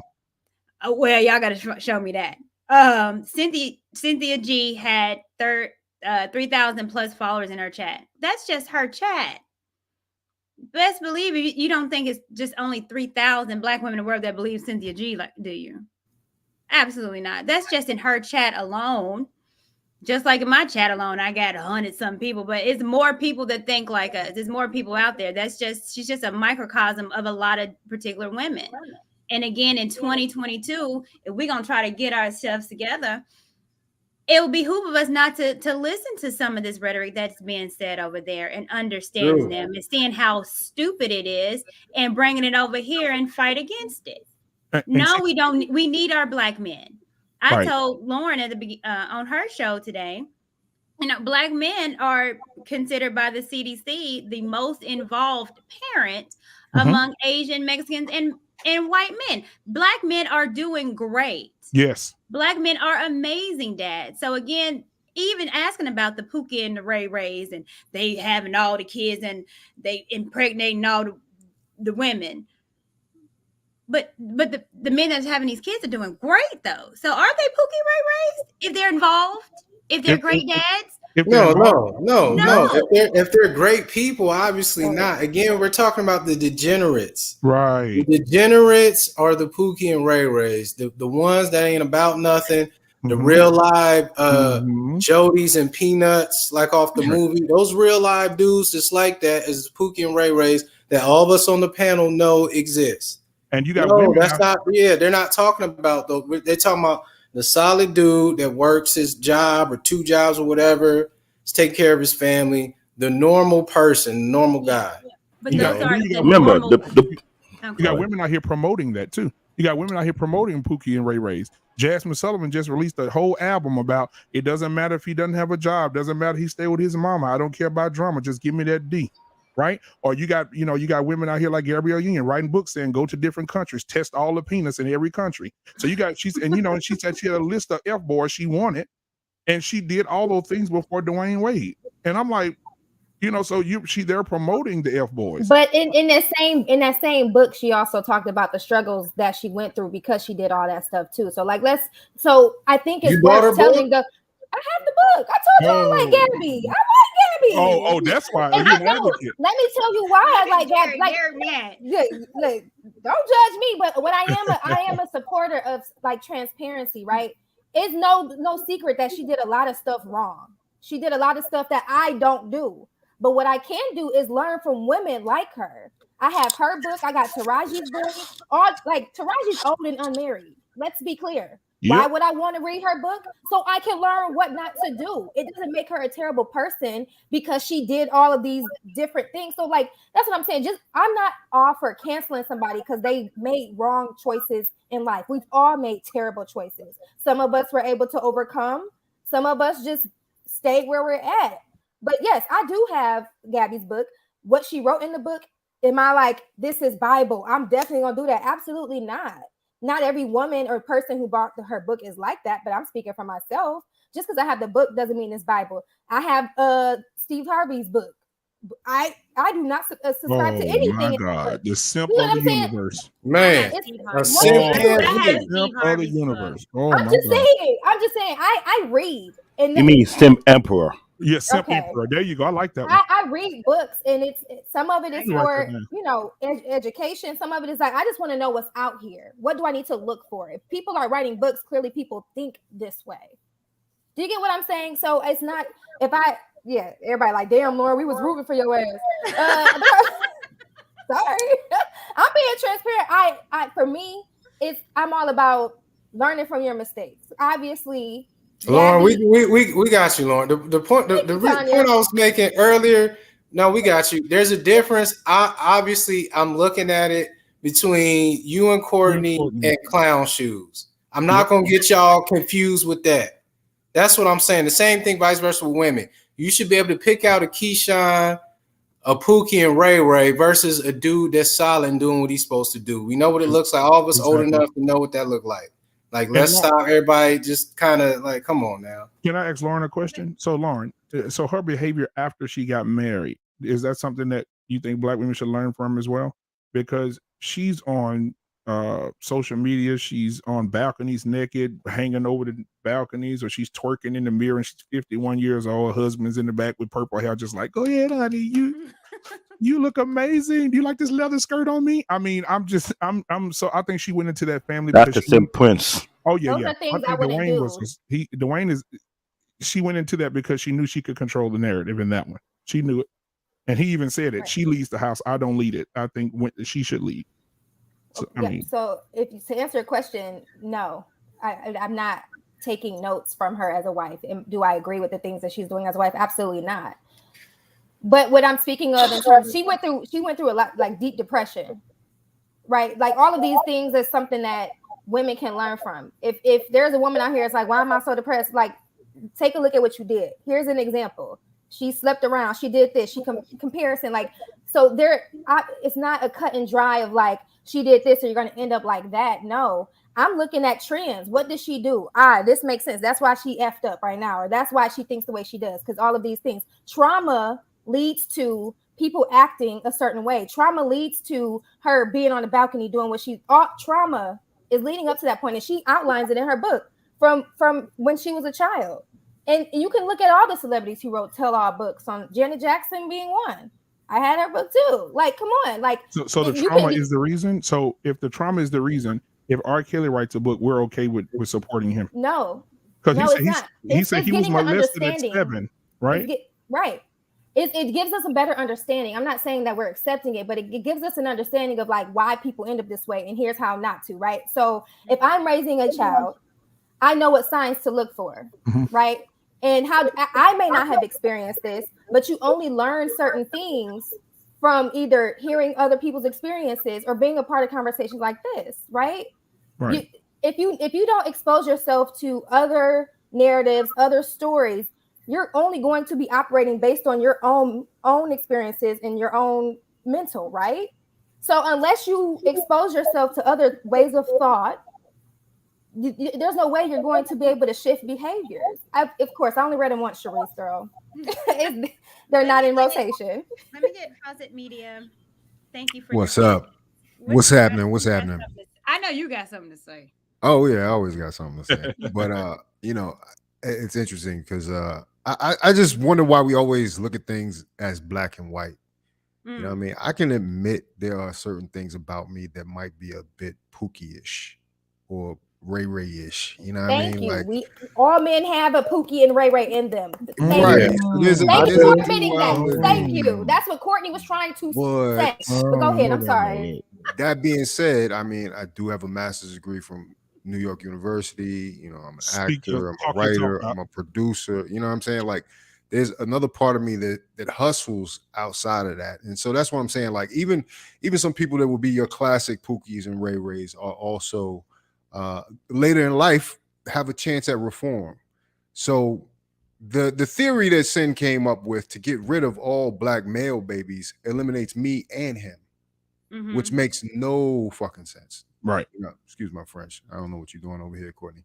But it's I know you want to be monetized, but here's my thing. It's like we have to understand that there is this and there's that.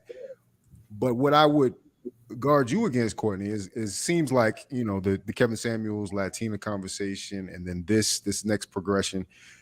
You realize that Sin G came out of this space as well. And sometimes when women are exposed to these ideas that come raw from the unfiltered from men, sometimes their result is to protect themselves and to become more guarded fortresses. And they come up with theories like elimination of black men at birth. You know what I'm saying? Like, so it's just radicalization at this point. Sin is on a radical tear right now, but she literally came out of these very same YouTube spaces. I want to speak on that too. Two things that you said. But first, women that are here and turn into the Cynthia G's. I can believe it. Me being, I'm 38 and I have a child. What? Comments. Oh, wait a minute now. No, I thought you was younger than that. Wow. Okay. You're an adult. Hey, no, I'm grown. Good for your age. Yeah, them TikTok like she's 25. Grown.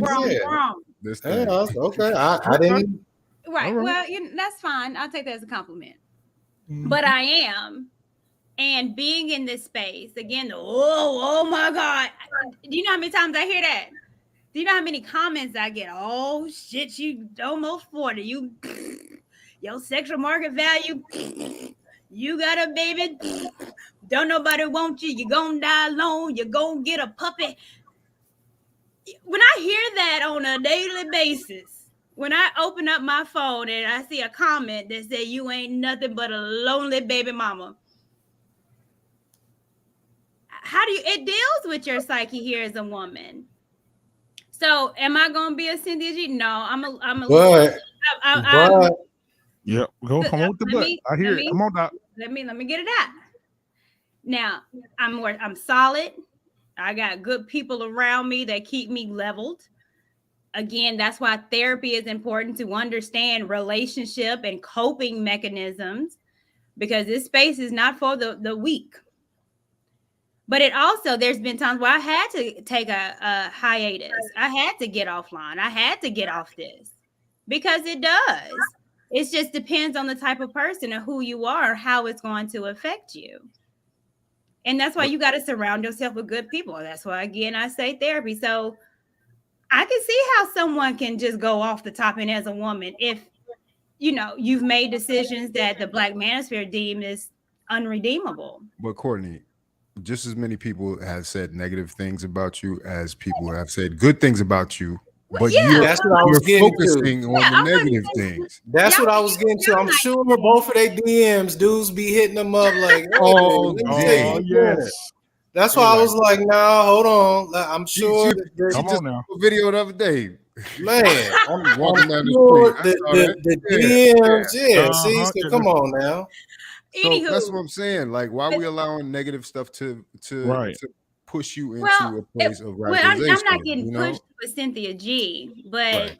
if I'm telling the honest truth, it does have as far as with women because we take in that stuff a little differently, I think, than men. Like we open ourselves up. We're more emotional, obviously. So something that can affect me might not affect you as a man. But what I I'm just throw saying is some that dirt on it. it's but she's just an extreme, and that's a lot of times when you hear a lot of stuff online, you don't know how it's going to take or how people react. Again, that's why I always push therapy. But Fawcett, you said something else that I wanted to talk about besides the Cynthia G. Uh, every man has a bit of Pookie, has a bit of Ray Right. Ray, So can possibly, we not admit potentially. that maybe it's not just a group of men that's just Pookie and Ray Rays, that we've all been a Pookie and Ray Ray to a woman, and that we've all been a good man Listen, to a woman. Like we gotta also understand that I could look at you, Derek, as a Pookie and Ray Ray, and the world could look at you as a Before I problem. agree to that, that means the same apply to the woman. There's Oh, always a little chicken absolutely. head in every woman. Oh, Yeah. he went Derek chicken can look head. at me as Wow. a thought, and the next man so can look at me as a Because wife. I got cheated on. Well, Bef- I had to walk in on my ex girlfriend cheating on me. man, who did that? Yes, Who did that, yes. man? Y'all I going had to to get I hell. him. Whoever said I did that. had to that. get him. I I had had to to get you catch like my nigga. I other love you, ex brother. girlfriend Come denying that on, she didn't cheat man. on me Yo, and wow. found the condom in the back of her bed. Damn. what is going on? Those Make traps that The didn't sound work. Mr. easy. Nice Guy that some of these chicken head choose to mess around with and do them dirty. Because I'm not a Pookie or Ray Ray, so I'm easy to play the game behind my back. Isn't it? Really? Come I'm on, trying to bro. be the next Anton Dan in my 20s, trying to find my wife at an early age. But I So had to deal with the fake woman slash chicken head. So you think I'm going to accept that? Canadian born, you from Brooklyn though, right? You live Yeah, in Brooklyn. wait, There's a certain swagger you have to survive in Brooklyn. Trust me, I I lived know in that. New York. I You know know that, what I'm but saying? I'll call the white preppy boy because I didn't act like the hood dude. Right. Even though I am pure grade A, no filter in black. Damn. Well, just because you're a nerd don't mean you can't be trash. You Yeah. just No, smart. Okay. they consider the Pookie and the I Ray mean, Ray call I'm me just lame. saying. The Yeah. Pookie and So the Ray Ray What call me happened corny. after you found the condom and The stuff? Pookie and the Ray Ray say I got no swag. Yeah, So I I want get to it know from the too, Foster. guys and What from Well, happened the after female. I Black want you to David, what I tell happened know me. after you you're found not a. the When you condom found and the all that condom, in what the did you bed? do? come on, y'all. Don't even go. He Y'all. went and got the guns. He went and got the guns and started tearing up the block. That's And what We he brother, got did. the you blicky. you He about went to out. die. You Not about the to He went die. blicky, bed dude. start doing that. I'm about to Y'all, kill him. Get the blicky. y'all, Yep. This is the thing. This is the thing. I have my Pookie and Ray Ray quality. I admit, even still now, that's why I stay away from them. I love hoes. That's the environment I came up with. Birds, I love them, but I know they're bad for me. They're like fast food. I can't. I can't. So I stay working. I stay involved in stuff I need to be doing to occupy my time, so I don't get involved with them. And I like malt liquor, which I stopped drinking. So it's like I still got elements of I just the want to core say thank makeup. you. Thank you for admitting that there are remnants of Pookies and Ray Rays. Just like men like to Not, say, I mean, I'm just admitting it. That doesn't mean you have to actually act upon what's in yeah, I you. mean, Right. when I So I was just want to back say thank you home, for admitting yeah, that it's there. Cause it's people that's like, you either Pookie and Ray Ray or you're not. And it's like, okay, at nah, I some know. point. I grew up on the east side of Cleveland. I'm from Ohio. Moved to Dayton. That's what was around me. Birds. So the hoes was around me. That took years of getting out, not dealing with them, going into the military. Living abroad, seeing something new. But at the heart, when I see it, that's what I'm like, man, that look. But it's like, man, she got different colored braids. She'll probably scratch my car up, do something wild. It's not good for me. I get it, but hey. uh, But how can I accept the Pookie away? Because you know why? At one point, I almost decided to date a Chinese woman because of that. Mm. Oh my god.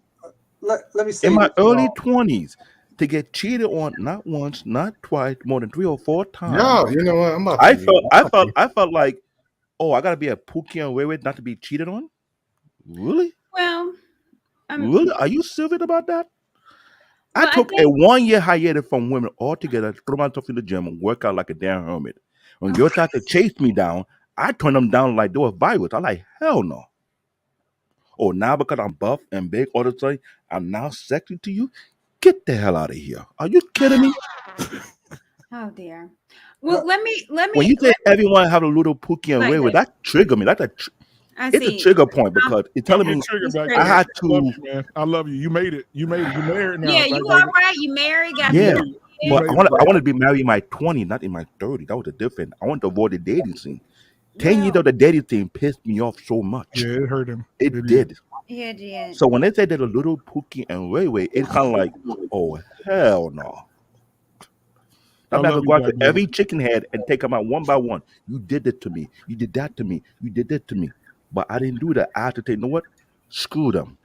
So that's why my wife is from Trinidad and Tobago. She's not from the U.S. If I had to go further, I would have gone to another country to find my wife. That's how bad I wanted to go. Let me say That this. is real. Let me say this. I Every love you, single Black last one of us, when we were younger, all of us had a little Pookie and Ray mentality at one point or another. And when we grow, it all comes down to who can grow out of it. And it seems like every single last one of us grow out of that your mentality, but there are some who do not. Mm-hmm. Let me tell you something. I'm a Generation Xer, and you would be shocked that there are some Generation Xers who still have that Pookie and Ray in them, which is really shocking. So the ideal of this Pookie and Ray mentality is to try to learn from the mistakes of having that mentality. I know all of us did, but some of us didn't. Understood. Let me get Sir with the Supreme Clientele. How are you doing? Can you hear me? I can hear you. What do you have on the topic, sir? How's everybody doing this evening? Well, I think it would do us as a whole a good service if we understood the laws of attraction. In the laws of attraction, there's no absolute. Everybody's not going to epitomize what you're looking for. mm-hmm. If they did, you wouldn't have value in it. The only reason why you value the ones who epitomize what you're looking for, because there are those who don't. The problem is you choose to focus on the ones who don't epitomize 80% of what you're looking for, because you choose to gravitate towards 20% of what you want.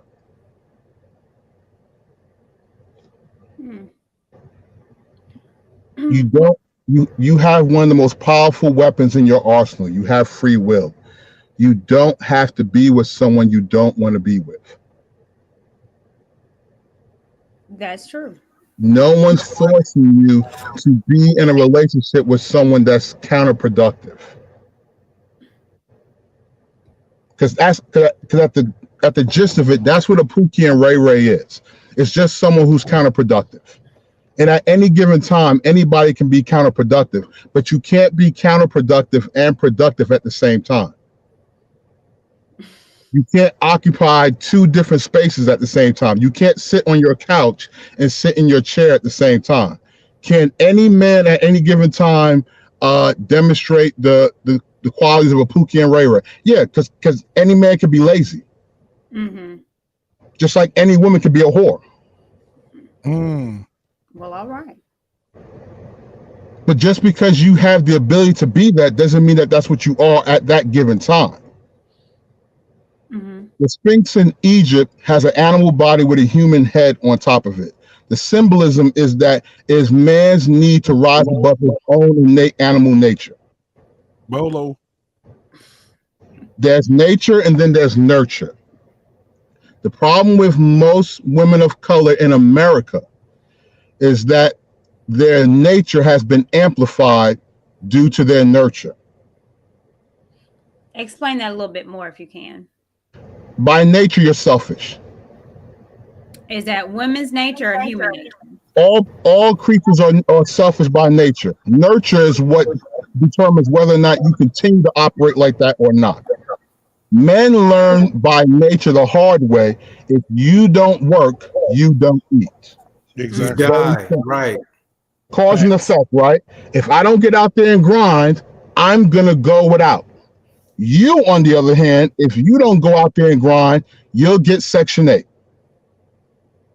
Food stamps. You'll get food stamps. What?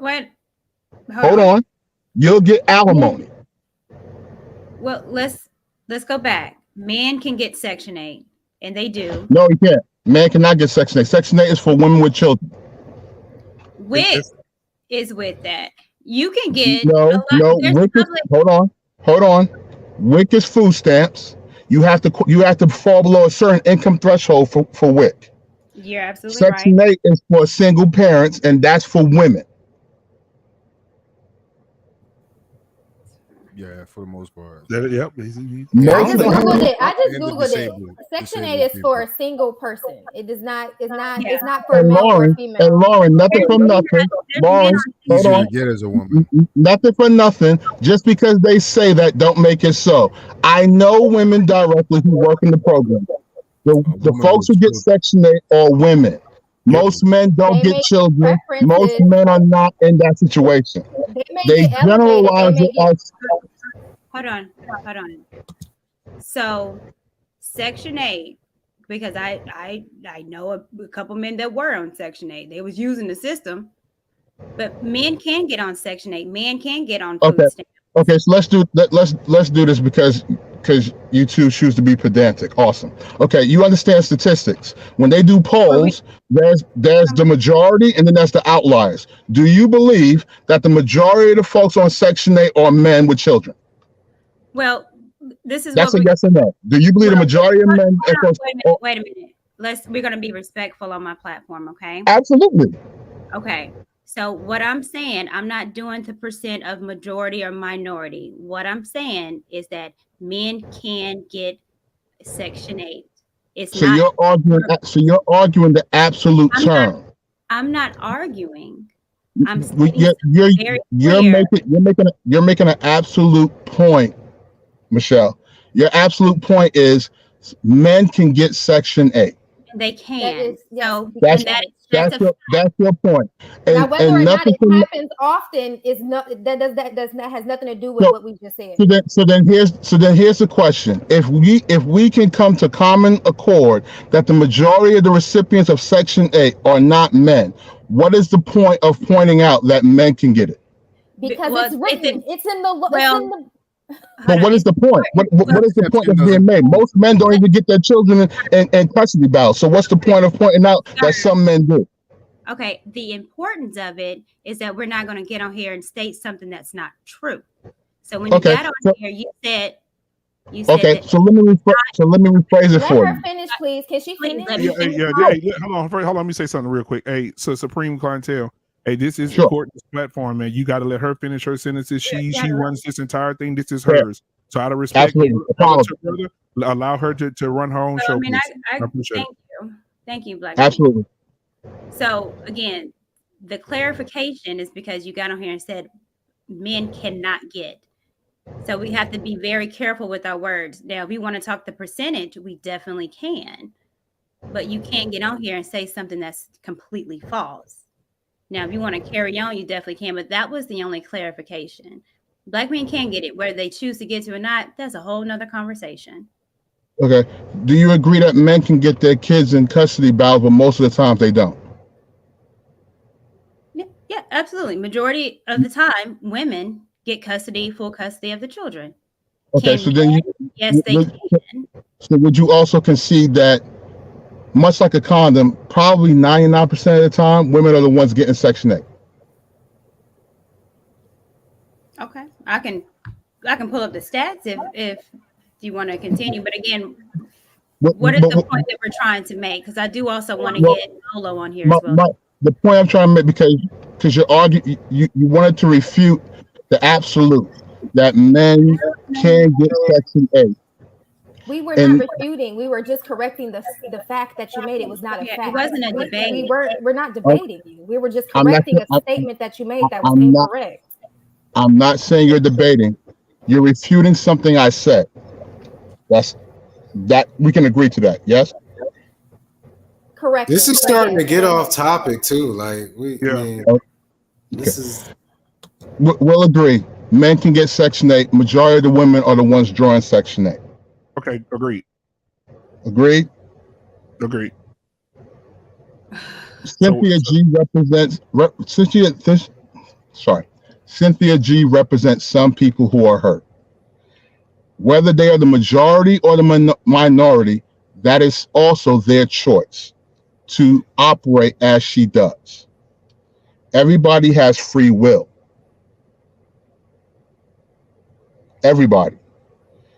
If you want if you want the person that you want, then you need to emulate what they desire. You can't be upset if a man has to go through 80 pounds of crap to get to a 20-pound diamond. You can't be upset if he chooses to go elsewhere. No one owes it to you to turn around and put forth greater effort to find you. Okay. Well, So what's happening right now is they're trying to figure out, like, you know, your My point is, I listen to you guys' conversation, and for the most part, what's being argued is the symptomology, not the root. You're spending more time arguing, debating, validating. They have a valid reason to feel as they do. Everybody has a valid reason to feel how they feel. That's your innate right. But you don't have a right to another person.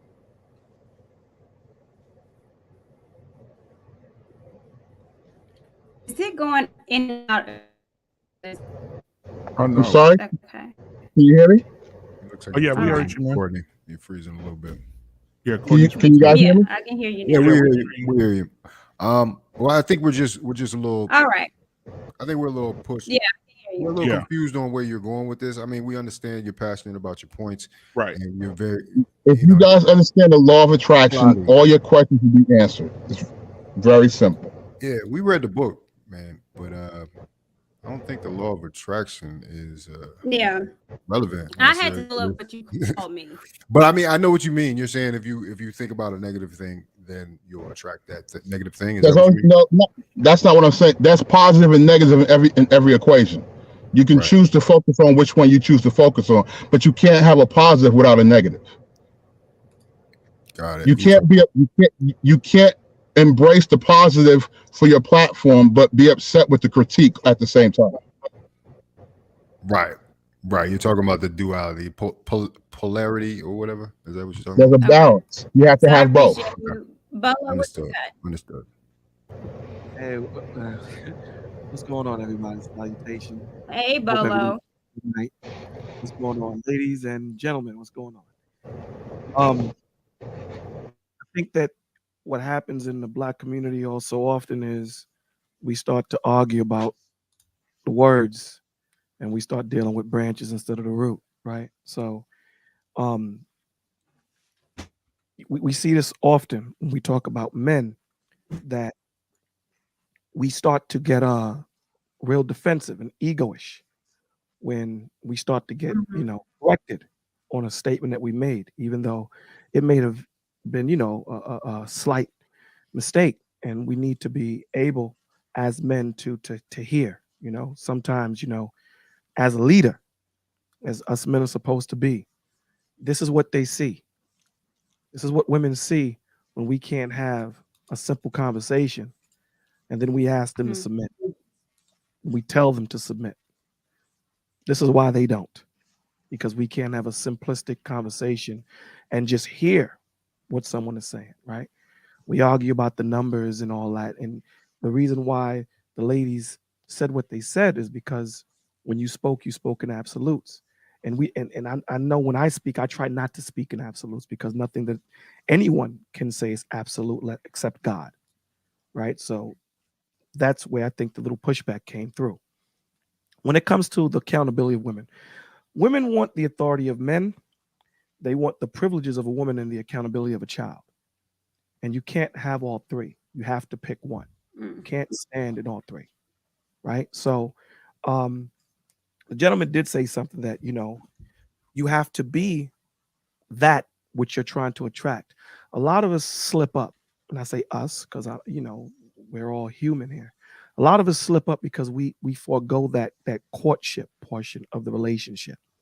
That courtship part of the relationship is very important. Let me explain to you why. A lot of the mistakes that we make in relationships come from not sitting down and having a conversation, comes from not sitting down and spending time with that other person, putting them in situations so that we can see them rock and see how they will react, because this is the person we're going to spend the rest of our lives with. We rush into this 30-day, 90-day, 60-day marriage. This is what we want to do. I want to cuff this chick want to be cuffed. It's not about that, right? You can't ask a man to be something when you're not that which he's trying to look for. It doesn't work that way, right? That's like me asking a woman to submit to me, and I'm not that which she would want to submit to. It doesn't make sense. It can't make sense. So how can I ask a woman to do something if she's never been in that position to understand what her focus and intentions is, right? So we have to understand that the courtship, no pun, Courtney, the courtship that we need to have is very important. So when we sit there and we see women flipping out and tripping out and bugging, they're bugging because men ain't giving them something to follow. And I said this before and I'll say it again. When Eve ate of the fruit, she messed up. Don't get it twisted.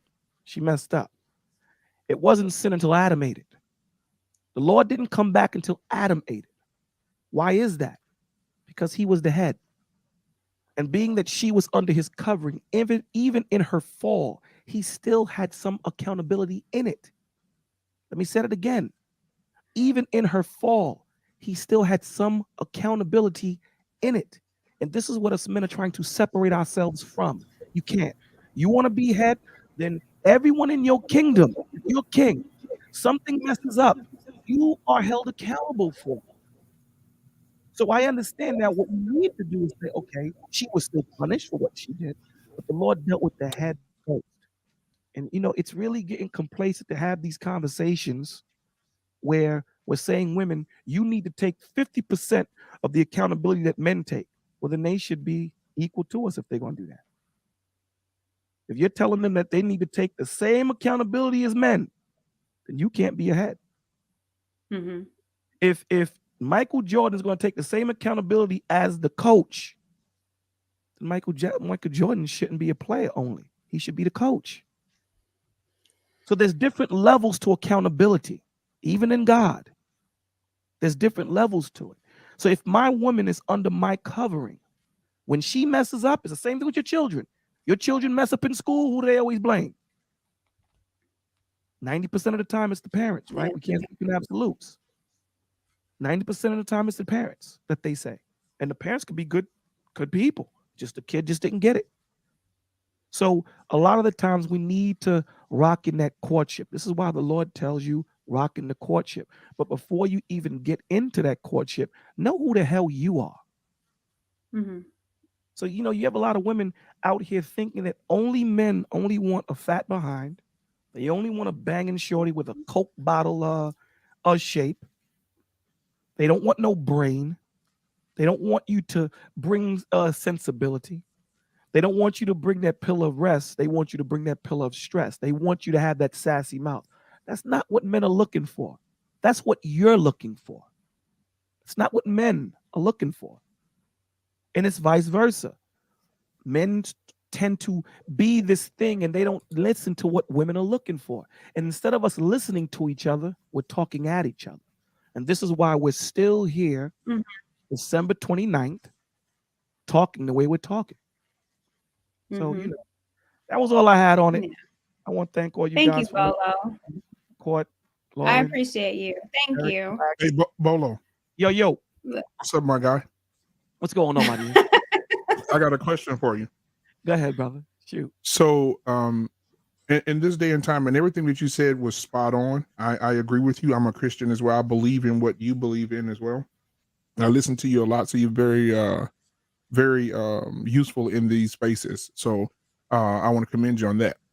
But I have a question. In today's times that we're living in, and we use the scripture, I've heard a lot of women say that this ain't the Bible days. This is 2021. Women not living by that code anymore. So, and I've heard a few people say, even women in my family, aunts, sisters, in my family, this is 2021. That was back then. This is now. Right. So what happens when you run into the situation? Because I'm looking in the chat, somebody just said the same thing that I'm thinking. How can you lead what can't be led? Let me say this to you. Let me give you this example. I hope this answers your question. Preach to me, Doc. Thank you, baby. I do IT in New York City, Manhattan, to be specific. Mm-hmm. And the ticket tape, the people that give out the tickets, they look for your hazard lights. That's what they told me. So when you double park, don't throw your hazard lights on, right? Because when they throw your hazard lights on, you're calling them out. Come, come, come, come. So when a woman tells you that this ain't those days, God tells you I'm timeless, period. I'm the same as yesterday, same as today, and same as forever. Right. So the thing that tells me that when a woman says that, what you're telling me is you're not for me. It's like when a man says, I'm a man, I'm a man, I'm a man, I'm a man, I'm a man. When you keep yelling that out, all I hear is I'm a child, I'm a child, I'm a child, I'm a child, I'm a child. I don't need to broadcast that I'm a man. If you can't see that by the way I move, by the way I speak, by the way I articulate myself, then the problem is me. It's not you. So if a woman is telling you that, nah, I'm not trying to rock with that, then brother, the onus is on you to take full accountability and responsibility to pick your black ass up and continue moving on down the blood. Exactly. You know what I'm saying? So if you choose to say, well, she banging, so what are you getting caught up on? You're getting caught up on the lust. You don't want to let that shorty go because you're caught up on it, right? But the Lord gave you that red flag. So now when you get her pregnant and she takes you to court, right? Mm-hmm. And she cleans you out for the next 18 to 21 years, don't blame her. The transference of power was given when you slept with her. So all of us see, and I'll end it with this. And I told Courtney this quick story, and I'll tell you guys. The alligator and the scorpion. Scorpion came up on this river, and he can't swim. So he called out to the alligator, can you please give me a lift? And the alligator said, hell no, I ain't giving you a lift. He said, why? You gonna sting me. He said, now, why would I sting you? If I stung you, we both die. Made sense. Get on. Halfway through, he feels a prick on the back of his head. He said, did you just sting me? He said, yeah. Why would you do that? Now both of us are going to die. I'm a scorpion. That's what scorpions do. So when a woman is telling you, I don't live by that, what is she telling you? I don't hold God as my superior. Mm-hmm. I don't follow the Father. I don't hold his laws, statutes, and commandments. He's not something that I hold as a priority in my life. I don't even need to have a further conversation with you. All I need to do is say, God bless you. Have a good night. Thank you for coming. That's it. Mm-hmm. It's vetting. Absolutely. That's vetting right there. Vetting. Yep, that's vetting for sure. Hey, Bolo, put your email in the private chat. Huh? Say it again? Put your email in the private chat for me, if you don't mind. I will, brother. Thank you. And it should be the same way for women. If a man is telling you, I'm only about this, and I'm only about the bread, and I'm only about this, then you got the red flag. Bounce. You can't make somebody. See, this is what we do in the scripture. We get caught up because when you feel that power of God, it's a surging thing, man. It's a surging thing. It makes you stronger than what you think you are. The power is not in you. The power is in him. So I'll give you a little pushback there, though, Bolo. Women perceive sometimes things as one way when they're not necessarily, and I think that's why the perception of an older man, a father in the woman's life, is an important one, or an uncle or somebody who can vet that man because they see something that might be attractive to them or that they might perceive as masculine or manly, and it's actually the exact opposite. I agree with you. Oh, If she he's doesn't running the have, streets and he leads a crew of drug dealers like that. That doesn't mean. But I that agree. goes back But to it goes, what he was essentially saying. Like, courtship, right? um, Back to the courtship, and listen, we all know how important fathers are in the family household, right?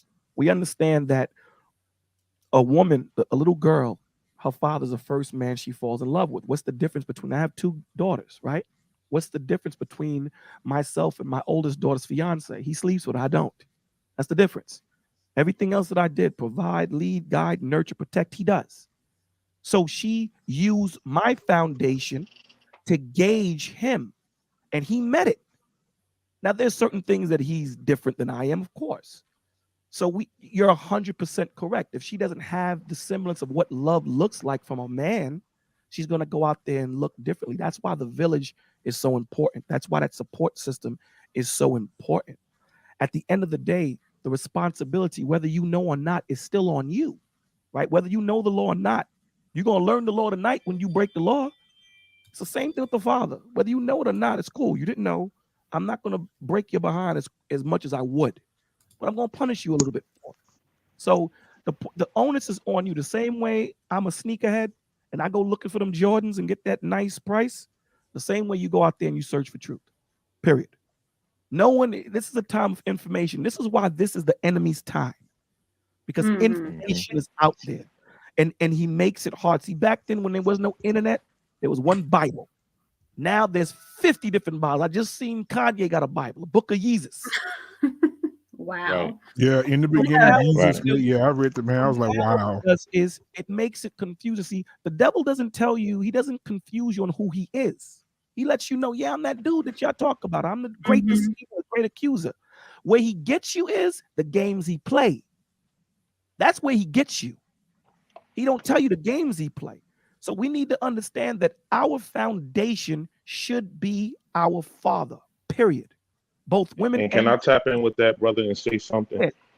men. And I think, and this is something that I said on the last stream, and I've been saying in the comments. Um, it's really significant that you pointed out, as far as, like, the devil in the games, is that the main our main distraction is entertainment. Our values are based off of entertainment. We're following things that we're entertained by. Normal people like you and I that have money and influence over our lives through these devices. We look at those lives and get wrapped up into our desires and away from our reality, and adopt those things as if as if it's supposed to be our life path. And you know to the question she asked earlier, like, what do we feel about the manosphere for this year? And I was trying to come up earlier, but I'm happy I didn't, because I'm happy the dialogue swung in this direction. um I have a hope for the manosphere. Not that I'm putting a complete hope in it, because it's useful for whatever it's useful for, but I'm hoping that it doesn't turn into another form of entertainment. See, like, it goes all, it could go in all directions. Like, the devil's not just going to entertain you with foolishness; it'll entertain you with good stuff too, and you'll get so wrapped up in the feeling that you never initiate things that you need to be active in to actually see these results come about. So, I think it's very important to, appreciate the manosphere for what it is, but to take these things and implement them, for those coming behind us. Let me say this another breakout. Yeah. The manosphere is important. It's man's way of speaking, because we haven't had a voice in a long time. However, men, be careful who you tend to open up your spirit to and follow, Right.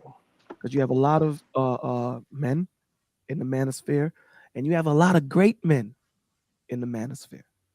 So, what we're going to do is tell you the same thing that Court and Lauren did, right? They Google stuff. Google. Listen, here. There's nothing wrong with listening, man. Information is free. Take it in, right? The only thing I ask you to pay is attention and pay it forward. Listen, here. And then, look at the men that are talking to you and look at their life and see how has it worked? Because the greatest thing that I can be, right? And I'll land my plane after this. The greatest thing that I can be for the Most High is a testimony. The greatest advertisement is word of mouth, right? When you sit there and you see Bolo and I'm speaking to you and I'm telling you, this is what he's done for me. Go get that iPhone watch. Why? Because it's banging. Let me tell you what it does. Now you're going to sit there and go, God damn, I need to go get this watch. It's the same thing. The Lord ain't looking for you to show him the Bible, man. That's the beginning. The Lord is trying to create apostles, right? So when you go out there and they see you, this is why they attack Christians all the time. Because they see the way people move. They see the way you act. They see the way you speak. They see the way you conduct yourself. And when you don't meet those boxes that they need to check off, that's when they say, you see what I'm saying? So we're held to a higher standard because of the life that we're trying to live. So with that, I'm going to say thank you so much, Court, for letting me on. TJ, Of course, Bolo. guys, Look, thank you so much. Black Bolo, man, come on, hit give me up, us please. lectures. Right. So what you say, Bolo? Right. What you Hit say, me up, Bolo? Black man, please. You say hit you Thank on Did you what? see my email? Yeah, let me look in here and see real quick. Hold on a It's second. in the chat. It's in the chat. yeah. Okay, And I got it. I know, Lauren, you have to leave, but I put up Yes. before you leave though. Mhm. Supreme is where's Supreme? Oh, he's not in the back anymore. But I had to Google what he called us. Did you see when I pulled it up? I Yeah. was trying to read. It was I too saw it. Yeah, small, but I took it down too laughed. quick. You took Oh. it It down was too quick. disrespectful. It was disrespectful. Yeah, it's Yeah. disrespectful. Yeah. That's And why. It was Pedantic. yeah, pedantic. It's an insulting word used. yeah, it's an insulting describe a word person used to describe who annoys someone who others. annoys others Yeah. by correcting small errors, caring too much about minor details, or emphasizing their own expertise, especially in some narrow point. How rude! And you know what? I'm gonna say this to him because that's why I had to check him. I had to check him because this is your platform, and he tried to. Yeah, this ain't the forum for that. There's Right. other chats where people Yeah, screaming at each other and doing all that type of stuff. This and ain't don't, the, right. He's And used don't to come a on different type of show right. too. And don't come on that's Courtney's show. Don't come on And Courtney's that's what's show trying to show off a word you learned 3 minutes before you logged in. When you use it in the proper context. I mean, Right. Look, But that's sometimes what's I think I'm important. smart, but I'm He's like, y'all are what does that word pedantic. mean? Yeah, he You know, said Courtney pieces. and Lauren are pedantics. Yeah, he said Yeah, he pieces. said that I'm they about were to say it. I'm arguing. about to say it. I'm about to say it. I'm Right. about to say it. I'm about to say it. Pedantic. I mean, Right, come on. right. Yeah, he was waiting for it. Out there. Come on, man. But what's crazy is it doesn't necessarily apply. Dude was trying to spit like facts. Like he was really speaking Right. in absolutes, trying to say this is what it is, but it's not. So if you're going to talk to me like that, tell me what it is. I'm correcting you because it's wrong. So I you don't want to mind be taking pedantic. correction, but my guy. So Look Lauren, at you the want to be minute- pedantic. Look at the Come on. minute. Why you gotta be so small thing, pedantic, right? Lauren? Why you gotta be so pedantic? Come on, Look man. at the small minute Yeah. thing of What'd you it. say? Right? And that's What'd you why I say, said, Bolo? look at the small minute thing of it, right? The small, and that's what we need to pay attention to. Women on a whole don't trust men. This is why they're not submitting. So the small things are very key. So when she asks you a question, it's not that she's trying to push back. She's trying to gain clarity and understanding. So as a man that is firm in his masculinity and not attacked, you would sit back and go, you know what? You're right, darling. You're right. Thank you for the correction. So let me make that correction. But when you feel so insulted, it should tell you, it should give you a snapshot of who that man is. And this is why courting, no pun intended, is so important. Because conversations like that will give you a red flag to whom you might spend the rest of your life with. Okay. That was a red. Everybody. Shit, he be telling your kids, stop Thank being you, so Bolo. pedantic. I think Bolo just gave you an Come on. idea. Come Gave you on. a Come name on, for your show. TJ. He gave you a name for your another show, Courting with Courtney. Anytime he mentions courting, he says, no pun intended, Courtney. No pun intended. Good night, everybody. All right, man. Good I night. wrote that down. Good night. I wrote that down. Anyway, Okay. what you got for us, I'll come TJ? on. I'll come on and be the Lauren attorney then. Yeah. Whoa. The No, new CLA. that was a comment somebody just said. No, I didn't make that up, guys. Come on. Nah, we know. Oh, okay. Nah. That don't seem like How's a that bad going? How's that idea. relationship You working out? guys. Relationship. Chill out. There's no relationship. Okay. Hello, you guys. Stop, because you sound just like him. Oh, yeah. Thank you. All right, Struggle what you got streaming for us, already. TJ? Well, Struggle streaming already. Okay, What's up, black TJ? man unfiltered had to grow the other man real. I liked it. Yeah, I had to. I can't allow that. Courtney, come on. He, Courtney being too good to people for him to come in here with that trash. Get him out of here. yeah, you had to grow him. I love growing people real or having people growed real, and you did a fantastic job, young man. Thank you, TJ. Listen, okay, shout out to nephew Bolo. I was taking my notes. He is so right about on so many levels. But the last thing I put down here with respect to submission, y'all know I'm really a newlywed together. We'll be married a little less than 3 years. But my husband and I never had a conversation about me submitting. I just did it. Why? Because like Bolo said, he was the man and just led and I followed. And we're talking about a woman who's been a leader all her life. Willingly or unwillingly, that's the way it was. But to his point about the courting piece, the guy I was with before I met my husband, I would ask questions like, whatever for clarification, he would cuss me out. He would talk down to me. Just like Bolo said, it should have gave me an insight. Well, actually did give me an insight into the type of person he was. Guess what? I chose to ignore it. Listen up, youngins. I chose to ignore it. Okay. Talked about a dad is important in a daughter's life. In every stage of the game, if the fathers are not there early on and they come back into the daughter's life, they're still important. My father peeped game on that guy that I just talked to you about. I wasn't trying to hear it. He peeped him out almost instantaneously. Tried to tell me, again, I'm 50, so I ain't listening because I think I know better. When it crashed and burned like it did, I went to my daddy. Daddy, you were right. When he met my now husband, completely different vibe. From day one, has loved him. Why? Because my husband has been consistent, ain't never raised his voice. When I ask a question now, women, we have to learn how to talk, especially if we're not used to talking to men. And especially if we used to being the head of our own household and we got to learn how to talk. So I had to learn how to talk. No problem. Same man. Yeah. So I didn't write a lot, but I just had to get on because nephew Bolo was spitting. I just woke up from my nap. I'm like, ooh, that's good. So Not your nap. Yes. So that was it. Y'all keep doing good thing, and to the point of what does accountability look like for Black women? It looks like this. I agree. It looks like this, having conversations about what we messed up on, what we trying to get right, no matter how old we are. It looks like, okay, I saw the red flags, I chose to ignore it, and then I'm saying, woe is me. That's what it looks like. Yeah, I agree. That's it, and I'm out. Bye, TJ. Thank you. TJ. I'm gonna head out too. Thanks, 10 All right, o'clock. Lauren. 10 o'clock's late for a nap, though. Isn't it like that 10 Right. o'clock out there? I'm gonna have to figure that out with her later. What's going on, You mean she Estella? woke up in REM sleep? And Hi. Can y'all hear me Hi, how good? are you? I'm doing so well. I'm so excited to be on here. I'm a little nervous, but I've been on the It's platform family. once before. Huh? I said it's family. You all right? Oh yeah. I wanted to jump in on the conversation because I've been listening to you for about a week and a half now, and I've listened to a couple of your panels. And I wanted to speak on the topic, which is accountability of Black women in 2022.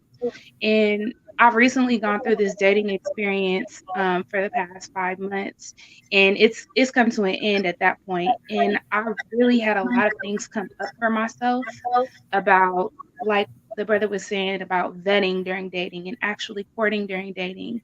And that's something that I'm going to take accountability for myself, because you were saying before in the beginning of this forum, this particular chat, about the thing in the manosphere, hearing about women needing to go to therapy and do the work on ourselves.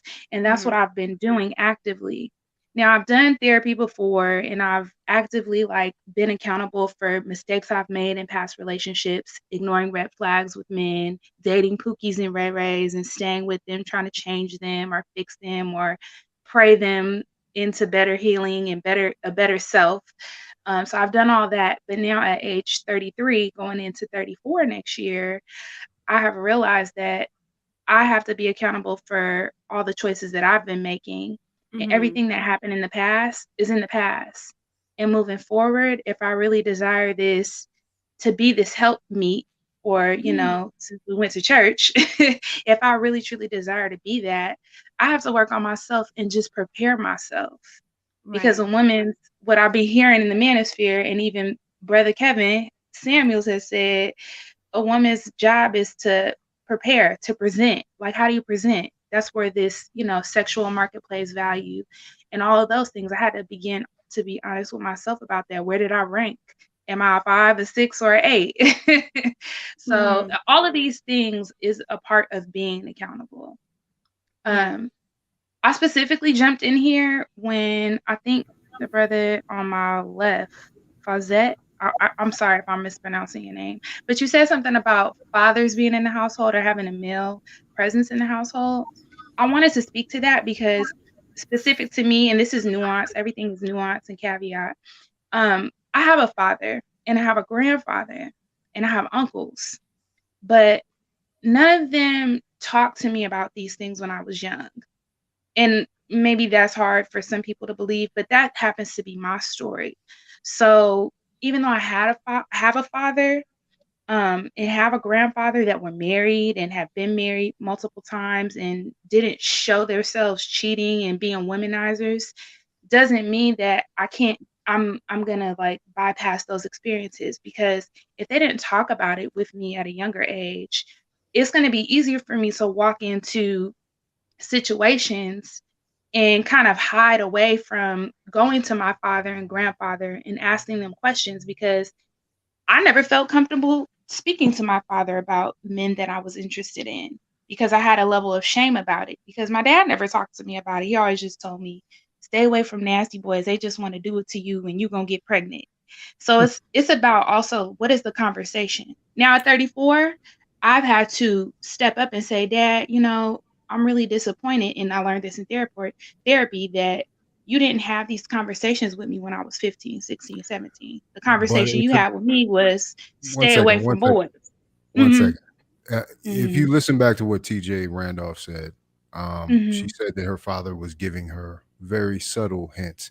And so sometimes I think women are not always receptive to the information that their father's given, because men and women seem to communicate in different languages. So if you say, I don't know about him, and you're like, oh, daddy, it's no big deal. And he does that several times. I mean, that's all the conversation you had needed. Well, I don't know What about I'm that. saying, what I'm saying to that is, when I was younger, I never Because felt comfortable bringing guys around my dad. And what you're saying is valid, because I, in my mind, knew. So that was me why didn't ignoring you the feel red flag, comfortable about right? bringing them around your dad though? Well, Because they number weren't one, acceptable. when I began dating, my father lives in Baltimore. I live in California. I have a separate household, so my dad's not in my household, right? So that's like a nuance and caveat, right? It's very specific to my story, and that's what I'm saying. I wasn't calling my dad up like, "Oh, Dad, I met this guy at 21, and I met him at the grocery store, and he was selling bootlegs, but he likes me, and no one's ever asked me for." I'm not having that conversation, because my dad's not very he not trying to It's hear an that, and I uncomfortable know that. conversation. It's an uncomfortable It's an conversation. To uncomfortable think about your conversation. daughter in a sexual situation potentially. Right. So a lot of times So men what I'm will avoid that. They will avoid that conversation Right. for that very right. reason. So that if you're like that, this is somebody that I'm serious about. I'm thinking about. This might be the father of my children or my husband. Then that raises that occurrence higher than just a dating situation. You understand? So And that's what what I'm I'm saying. All saying, those dudes you talked to weren't necessarily Mhm. supposed to meet your father. Exactly. Exactly. And what They I'm were there saying to for a that season. now, I'm at a point where in going and healing and figuring out why I'm so afraid to have those conversations, I have had to step up to the plate and go to my father now that I'm serious as a 34-year-old woman and say, a 33-year-old woman and say, look, daddy, I'm really feeling this. What you think? But that's up to me to do now. And that's what I'm talking about as far as accountability. It's not my father's job to go and be like, who you dating? Because I'm hella grown now. And my dad is married. He's taking care of my grandfather. Like, so it is my responsibility to come to my mother and my father and ask them, like, what do you think about this? And that's why I'm saying, like, taking accountability. That's a place that I could take accountability and action from now moving forward. Because I have to heal from the past things. I can't hold on to the fact that I didn't do that at 21, or my dad didn't ask me, or my mom wasn't there for me to be like, hey, hold up. But now I can do that because I'm doing the work and healing myself and realizing that how I was moving before was wrong on all Do you levels. already That's all I'm have saying. children outside of wedlock? No, Did you already? Oh, you don't have children. Okay, no. so Yeah. Okay, good it's job. just Let me say this, and Asila, I am truly blessed that you came up here today, because I think that you represent women that are not really being heard in this sphere. The women that are putting in the work, the women that are listening and understanding that I wasn't accountable back then, whether I found it or not, whether I was taught this or not. But now that I know better, I'm doing better. And I don't think your voice gets heard as much as we talk about the Cynthia G's and how they have such a powerful voice of talking nonsense and bullshit. But with you actively doing the work, being able to admit it, I mean, I think it's absolutely powerful. And we need more women like you to say, hey, you guys are important. This space is important. I'm Because even though, surrounded by women like that. I'm yeah, surrounded by women like that in my everyday life. And that's why I know I said, let me hop on this call real quick. 'Cause let me say something. But I do have to go back to work. I'm at work right now. It's only 7 o'clock. Thank you for having me on the panel, and I'm gonna keep get your money. listening. yeah, I thank think you it's so much. good. Okay, I'm sorry. Bye, Stella. We'll continue to listen on, I guess, because we can still, hash things out. Appreciate you, Stella. I think it's good when you guys come to and the whole point of you having this discussion and a topic is great, Mm-hmm. because kind of a point she hit on, when you include men in your life that care about you, i.e., father, brother, whoever. Um, as men, we just like women have the intuition. As men, we can sniff out the BS. So this Mm-hmm. guy coming around trying to date my sister and my mother. A lot of times, women are kind of scared to do that, to vet the men, in the family, because the men gonna see through the BS. You like him so much, you kind of going off the emotion. So you don't want to hear us tell you like this is a bad option. You shouldn't be Mm-hmm. dealing with this Exactly. guy. So them already knowing that, they're gonna be like, you know what? If I take him to daddy, I know he ain't gonna like. Or if my brother see me with him, I know they gonna, And I think a lot of it is that too. But the value in that, the reason that there's so much high value in that, it keeps you out of danger, and it keeps you, there's a safety issue, because men, we recognize this guy is suitable, this guy's a hard worker, or this guy's running game. Men know what it is, and other men know what it is. Mm-hmm. Again, it's just the laws and rules are different amongst men. Like, we know, if this dude is playing or not, if he got good intentions with you. Your father be able to see that. Your brother be able to see that. So a lot of times women, not all the time, but a lot of times you guys are emotion first. This feels good the way I feel about him. I don't want nobody telling me I can't be with him or can't see him. So then that's kind of when you get into trouble and you go off and do your own thing. Then, like, unfortunately, what happened with recently with this, the girl, and going off and nobody protect, no protection. This type of stuff kind of happens. So it's very important to, when it gets to that point, that you guys include men that you trust and value their opinion, because a lot of times we know what's best for y'all, and we know we can see the nonsense. Like he ain't pulling. This is why a lot of times too men ain't in the church no more because they can see the game. The pimp and taking instruction from a man and he's charismatic. Like, man, we know what that is. You know, so it's like, you know, a lot of that is oh, you back, huh? Okay. Yeah, men can All size right. each Yeah. other So up. a lot of that is on point. So I'm glad she kind of said that, including her father and stuff like that, because again, at the end of the day, it's out of love to protect you guys. That's one of our main duties as men. So Let me ask you guys a question. When you see women like her pop up and say how it's the Black manosphere has been influential to her and making particular changes and being more accountable than before. Black David, your son is wilding back there. Uh, how does that make you feel? Anyone can uh, Uh, well, let me say something first. As a father, when we see stuff like that, that give us hope, saying that if we continue to instill wisdom to our children, especially to our son and daughter, to raise them better, then there's a hope that we can bring a better generation into the community. Because, like she said, and what TJ said hit me even more. She had a father in her life who peeped the guy out way ahead and give her warning time that she ignored. That the fear father like me have.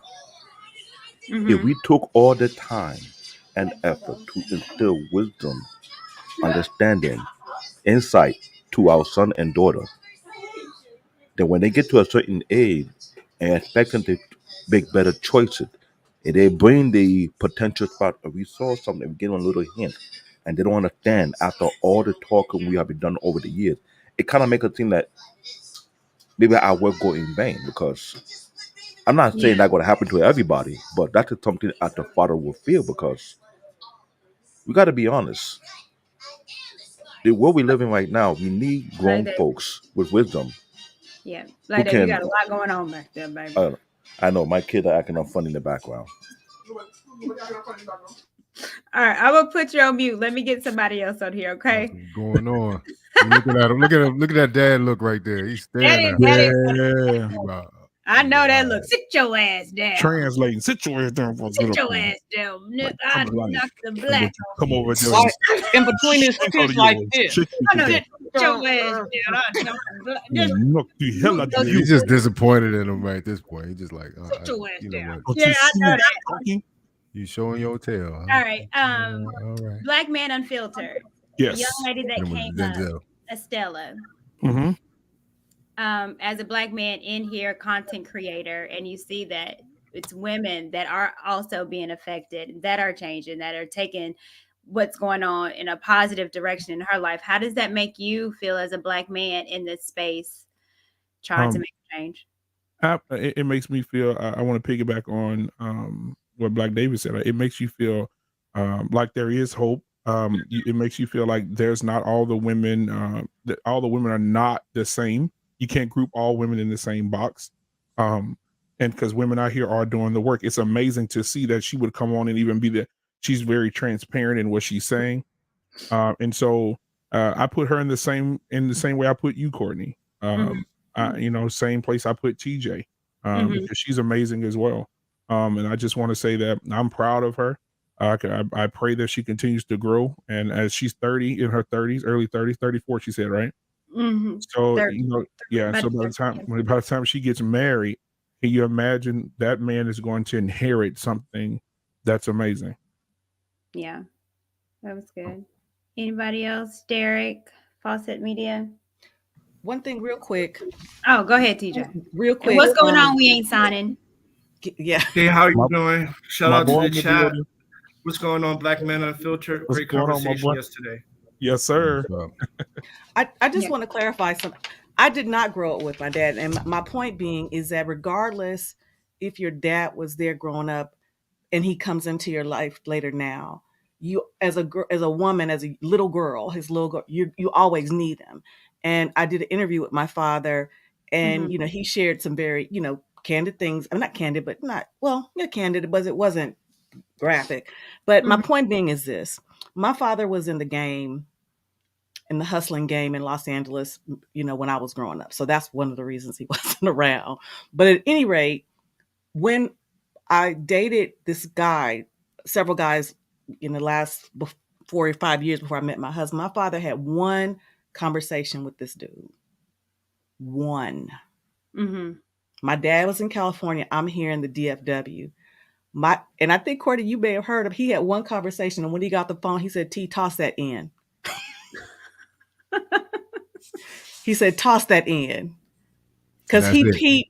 he peeped his game after one conversation.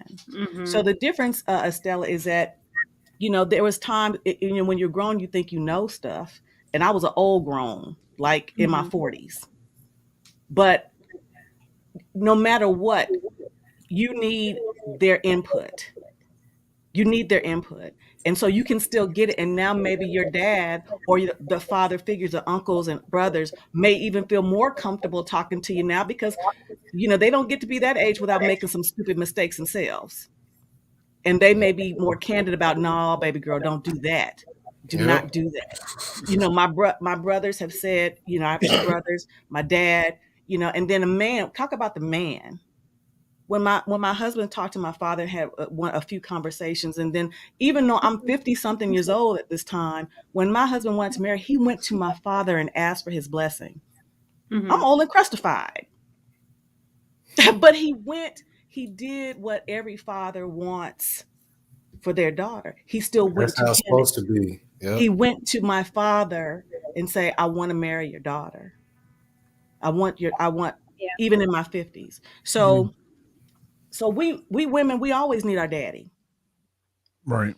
And for you fathers that are out there, don't ever think for a moment, no matter how old we are, we don't. So Yeah. you insert yourself, even if they say they don't want to hear you, insert anyway. So There. so And I'm out TJ, again. You so can So. see it TJ, in women that haven't had their father in their lives as you're dating them too. Like you can kind of you can feel that tell. energy. Yeah. Yeah, there's a lot of either rebellious or there's kind of what they've seen on TV as a response to how you're supposed to deal with a man. Yeah, it's very obvious. And so TJ, you say you're in the DFW? I am. I'm in the North Dallas area. Oh, okay. I'm in Dallas as well. Okay, cool. What you sorry? Yeah. What's up, We might girl? we might have to do an in-person collaboration if you know what I'm saying. That Absolutely. might You Go be ahead. know, good. Just put your get email Mr. in the chat. Randolph in here too. Yeah, put your email in the chat. I'll get you. I'll look you up. I'll I look in your email. I shall. Okay, y'all have a wonderful evening, and I'm going back to bed for real now, Mr. Fawcett. Okay, good. Absolutely. Get some All right. rest. Get Thank some. you. Get some. Thank you, What they TJ. over Okay. there? The Yeah. sea moss. Get some sea moss.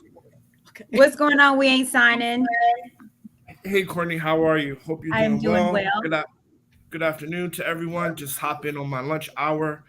So, yeah, a very interesting topic. And before I give my comments, I want to know something because, from my standpoint, black men still are trying to marry black women, even with single mothers, even women over 35. They're still marrying them. So I want to know, like, is it really this difficult for a black woman to get married? Is What? it is it difficult for black women to get married? Yeah,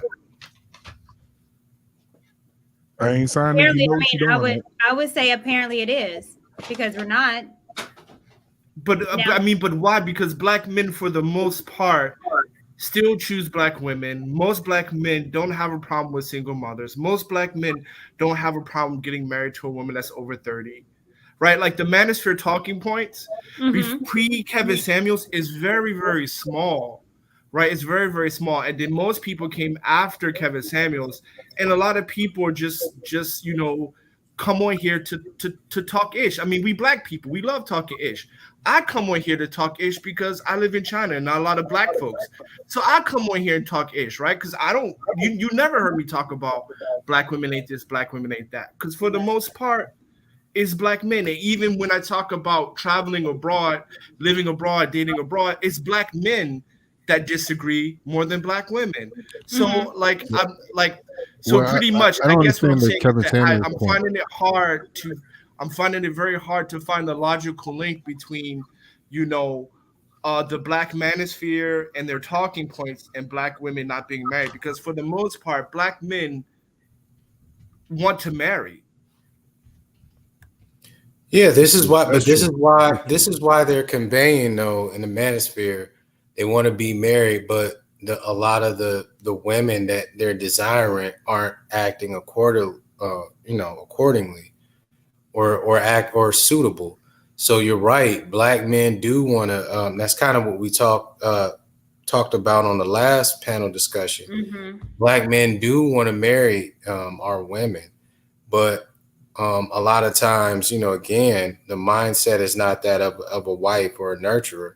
So it kind of makes them not attractive in that way. Other than that, the Even desire is still there, but that's the main kind of talking point of the manosphere, the behavior aspects. right, but the thing about it is most black men aren't a part of that. Most black men aren't red pill. Majority of society is blue pill. Majority, Right. regardless of race, right? But I'll So say this. I'll say this. Most men, give me I have a give me theory. give me a second. Well, Give I me a mean, second. Let me finish trying up to real say quick. your theory, but let me just Give me a second. throw Hold this up, to let say. him let him let me finish. just. Hold up. Let him Oh, finish. We ain't started. Then Fawcett will get you next. Okay. Well, I wasn't finished. Okay, go ahead. I know. What was That's you what I'm saying? saying. Go ahead and finish. And Oh, okay. So basically, what I'm saying is, majority of society is blue pill. Even if a woman is even black women who are masculine, even women who want to run the relationship.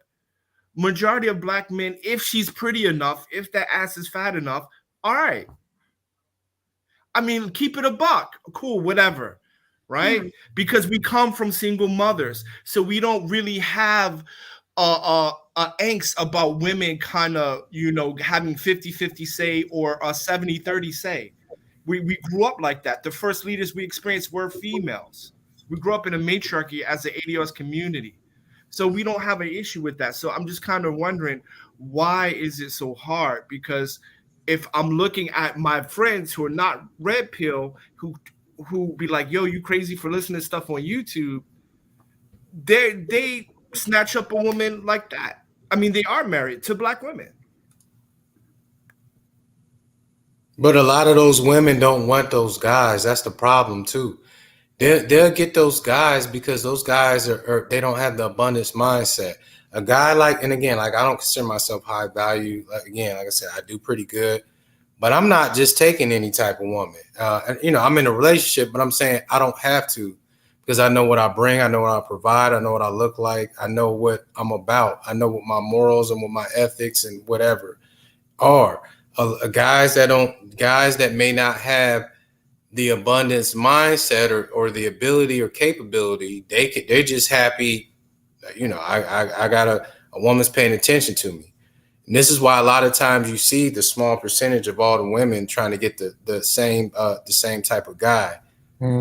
So I mean, and most of the men that are red pill aware usually fit in these categories. They're usually professional guys. They're to do men usually, so they can kind of make the or have these concerns or demands. The everyday Joe might not be able to tell a woman like, "Hey, I expect you to act like this because I'm bring." He may not feel that he's bringing what enough to the table. Who knows what it could be, but I think a lot of it's too why because again, those women that want to get married to those guys are not what the men are looking for, so I think some of that plays a part also. So it's just kind of having to be self-aware of where you're at and who's available and what that person is looking for. Like I said earlier I was kind of jokingly, but I was serious. Like me, I like the wild women, but I'm mature and I'm older now. That's no women that I will invest in because I know it's not worth it. I know it's not worth. I know that woman's not going to bring me peace. I know she's not going to bring what I need. You know what I mean? So no, I'm not But going to you're get married to but you're just red because. pill aware. Like that, like Right. we have to consider the delineation I'm making. red pill aware folks are, of course, are going to have your standpoint. I have your standpoint, but I'm talking about the average Joe Schmo. The average Joe Schmo is not red pill aware. So so that leads me to the question of this. If you, so I mean, I don't like, so when we talk about black women holding themselves accountable, I mean, basically, Courtney, what is the goal of black women, especially maybe in your age range from like early to late 30s? Let's say that. What is the goal? Because you want to, black women need to be accountable to what end? What is the means? What is the goal? You know, what's the destination point? Okay. So, well, let me answer the first question, because I don't think it's just necessarily a black thing. It's just black women aren't getting married. I mean, our percentage. No, it's a It's a American peer. thing. Yeah, I agree. It's a world. Yeah, it's an American thing. It's over here. People aren't marrying at all. This the lowest marriage rates in I don't know how long, or maybe the lowest. So Yeah, I that's agree. right. So I think that's just a thing here. But when I talk about accountability, for me, it is understanding what I do want and recognizing why I'm not getting the desired, what I desire to get from. So, i.e., if I want to get married, then why aren't I? And you're right, because as a woman, I look at it, and before it was like, I don't have to try to get married. I don't have to become a wife. It's just something that's just supposed to happen. So in my 20s, early 30s, I never focused on marriage because I just thought a husband would pop out of the thin blue and say, hey, I want to marry you. I never thought of what a man wants in a wife. And it had to take me a lot to understand, well, what the hell is going on with you is why you're not getting what you desire. And I had to learn. All right, Canadian. But that's me. Now, there might not be, women holding themselves accountable. It could be for other reasons. Some people want, I need to lose weight. I'm tired of being fat. So I need to hold myself to I need to be accountable to Weight Watchers and take the fried chicken, like I said earlier, out my mouth. My. So would you agree with this statement that a large group of black women before the age of, let's say, 33 have turned down a proposal? Not all, but let's say 60%. Yes. Then I mean, I mean, I don't know what. Yeah, I mean, what can we say at that point? Because the first woman I proposed to was a black woman. Right, and it ended before before the ceremony. Then the second woman I got married to was not a black woman, but I think that at least 60% of black women have been proposed to before the age of 33. Yeah. That was my point. That's why I said a lot of those women don't want the guy. That's my point that I was saying. Yeah, there's a lot of women. There's a lot of men that are willing to marry the women, but a lot of times the women are looking for the bigger, better deal. Hence why you turning down proposals or you doing this and that. And then after a while, it's like, all right, time is catching up with me. Like, shit, but there was a lot of eligible guys, but in their eyes, per se, they might have not have met the qualification. They might not have been tall enough. They might not have been making more money. They might have been, in their eyes, this guy's average, and I'm too good. I'm the looks. I'm look better than whatever reason that her mind is for it. That was the point I was making on. Yeah, there's a lot of women that are not married. The black guys want to marry, but they don't want to marry these guys because they want something that they perceive as better. When actually, you just come to what I just said a early while ago, because most of the people that we're around are at our level. That's why we're around those people. So people think we could both work at the same type of job, and I try to holler at a girl and she turned me down like, oh, you work here. It's like, you work here too. Right. This is the level that you at, where you at, and who you gonna be attracted to. Ain't no man downtown in Manhattan gonna talk to you when you working here at the wherever, you know what I mean? It's like water seeps its own level. So I think sometimes women forget that, and then they kind of, again, as time starts creeping up, then they kind of like, oh shoot, let me this guy wasn't half bad now that I really kind of think about it, but I think a lot of that's kind of playing into it too. And they get mad at Kevin Samuels, and he's saying the exact same thing. You want a man and a CEO, but you working at Family Dollar. What are we talking about? Yeah. And I'm going to piggyback on both you guys, because as a woman, I agree. And again, what I talked about earlier is us being honest and truthful with ourselves. That means looking at yourself and understanding, like, just because I call myself a 10 doesn't mean I am. It's like a delusional world. But you do have a lot of women that calls themselves a 10, and I think I'm supposed to get the cream of the crop, but looking like Betty flip flop. You know what I'm saying? But we're looking at ourselves, or we're saying, I'm not going to settle. But settling to a lot of women is getting someone on your level. And a lot of women don't think that they deserve someone on their level. They deserve something higher up because they feel like they are. But I think that word needs to change. It shouldn't be settling. It's the disconnect. It's not. Yeah, it's not. It's just being realistic to listen. Your surroundings, where you're at, is where you're at. If you're cute, because there's plenty of random cute girls. If you're a pretty woman and you're a cashier at Rite Aid, you're not gonna get Kevin like you're not even in the vicinity of places where he would be at, because you're at your level where you're at. Okay. So it doesn't make sense. Only not all women, but a lot of times women think like this.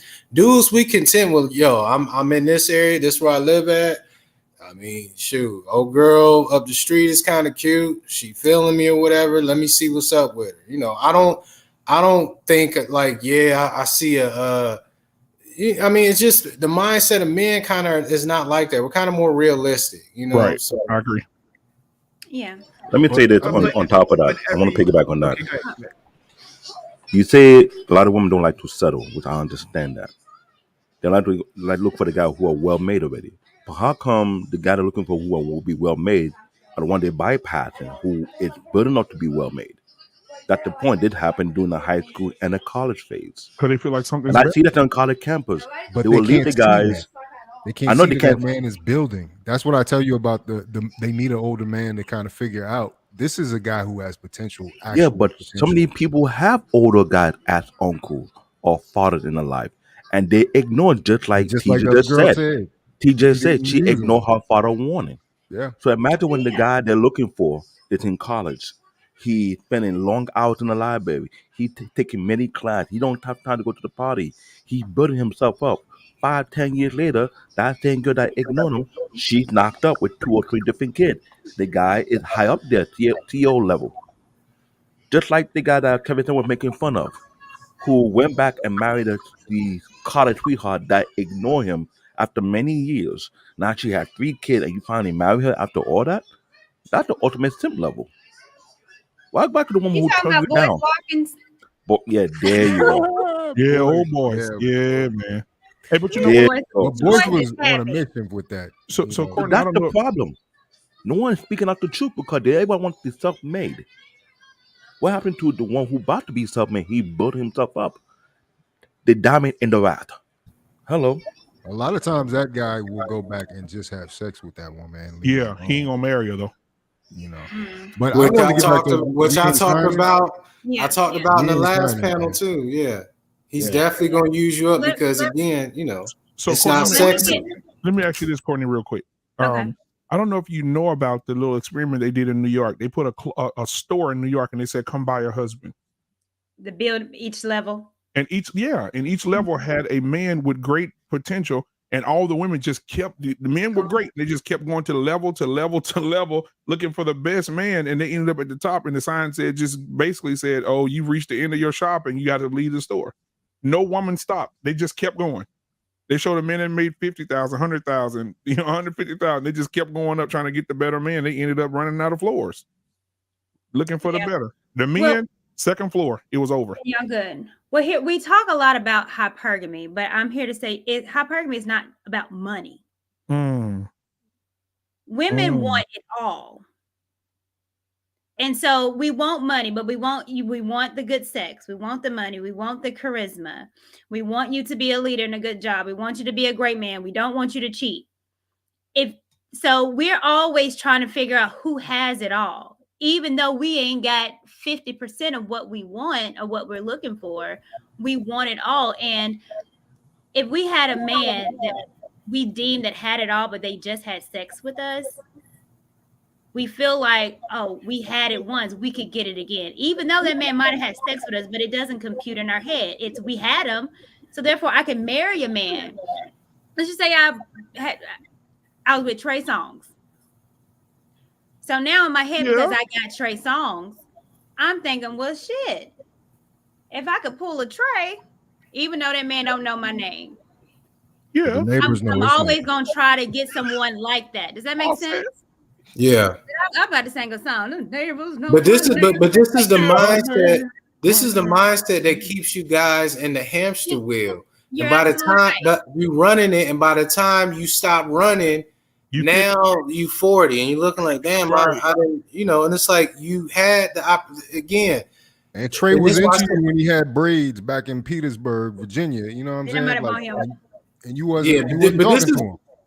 but this is why I was saying just the mindset has to change. You guys got to realize, because unfortunately, as many people as it is out here, there's not a lot of quality. And I'm saying men and women. I mean, women. I'm in a relationship, but dating women. There's not a lot of depth. So people thinking if you get somebody that's halfway decent and treat you right, you need to latch on and do whatever you need to do and try to see if it can work. Because you thinking the grass is greener, the grass ain't greener. Matter of fact, like I said, it ain't even grass, it's mud. You look over the fence, ain't even no grass growing over there. So it's like people be trying to, I'm gonna see if I can get, and it's like, yo, you don't got a lot of time to be playing around. You're getting Yeah, you're older, right. the pickings is getting slimmer. The quality of people is not that good. So it's like the mindset that women got that, I know I work at Church's Chicken, but the other guy that work at or whatever, and it's like, you at the level that you at, you need to be dealing with men on that level that you are. Yeah. But That makes sense. I use Well, the let me say craps this real analogy. quick too. Okay. In the Black manosphere, that's what we call, the Disney effect. That's what it is, and that's where we live. Women think that we can have it all and have a Prince Charming. We want to be swept off our feet by a Prince Charming that has it all.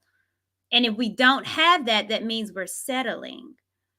But again, it's because we are delusional. We believe in these stories. But why though? Why can I go see a Superman movie that way? I could go see a movie and understand that this is fake. It's entertainment. Why do women take it for face value? If I go see a Marvel movie or DC movie, they're doing extraordinary acts. I know I can't go out here and jump in the sky and fly. I take it as entertainment, as what it is.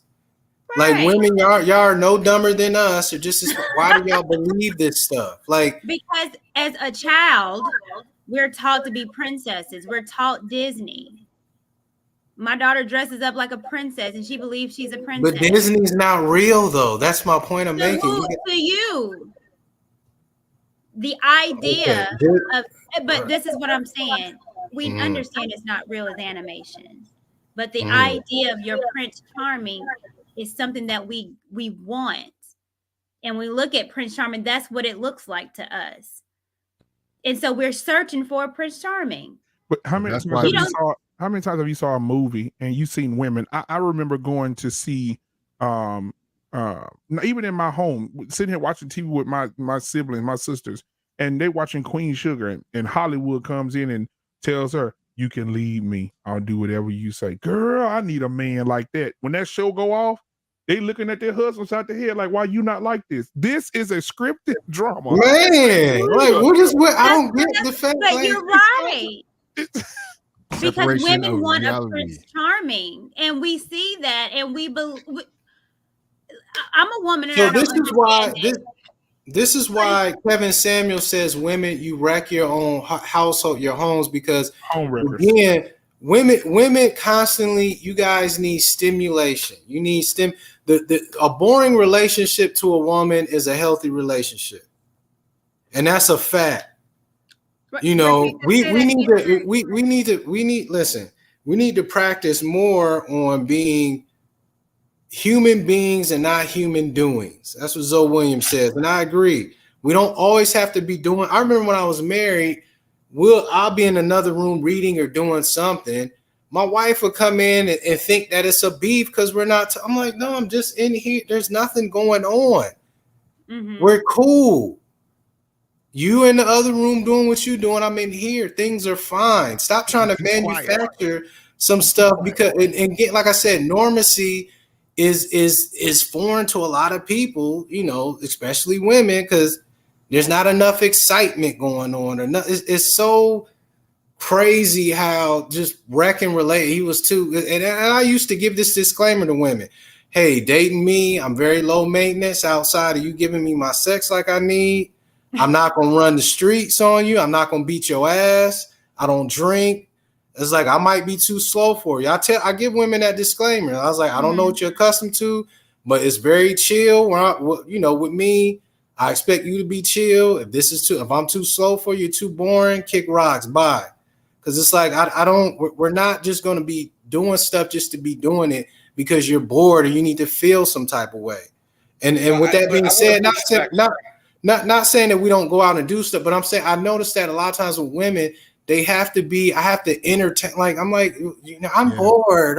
It's like, but she wants to change you though. What do you? She hears what you says and she wants to change you. I'm an old dog now. You can't change me. Let me get we ain't signed. Let me say something about that, because when I hear all the princess mindset, the Beauty and the Beast mindset, the Disney mindset, the first thing I thought about it, did anybody realize that was the door opening for the Pookie and the Ray to come in and abuse that door? Because the novel, the fantasies are not realistic to our today's society. This is why they make so much money off women. Let's be honest here. I don't celebrate Valentine's Day. Me and my wife don't do that because we realize it was a game being played. It's been a game that's being played for far too long. And I had to do what my uncle told me back in Nigeria. Take yourself out of the situation. Stay in the shadow. Observe and watch the big picture. See what's really going on. The problem with a lot of people don't have what they call self-awareness. To take their time out to check themselves. I had to do that after I'd done my therapy for my anger issue whatsoever. I thought to read books. I thought to try to question things. I thought to look at the society as a whole. Like, what is really going on? What am I seeing that I'm not really seeing to begin with? Because the 50 Shades of Grays, that's the epitome of the fantasy. Let's be real. A lot of Pookie already take advantage of that. The Beauty and the Beast. Hello, keyword. Beast. What do you think that means? So if I'm I a can just nerd. say I something take real them and quickly. dissect them. Yeah, Black David, let me get We Ain't Signing, and then I want to hear Estella again and Sir Hale as well. But We Ain't Signing, you had something to say? Oh, my boy. Yeah, and shout out to Sir Hell. Sir So Hale. I want to say this. Yes, sir. Women shooting for the CEO, shooting for Prince Charming. Actually, we're wrong to say she can't shoot for that, right? Just like a male who's born in poverty but wants to be a CEO, right? We got to understand that. Like, men's desire for business and being an entrepreneur, growing a business, international business, whatever, is the same thing as a woman who wants to marry Prince Charming, right? And we can't say she's wrong to have that, because that's not fair, because that is the equivalent of a rag to riches story for a male. Totally acceptable, totally fine to do that if she can get it.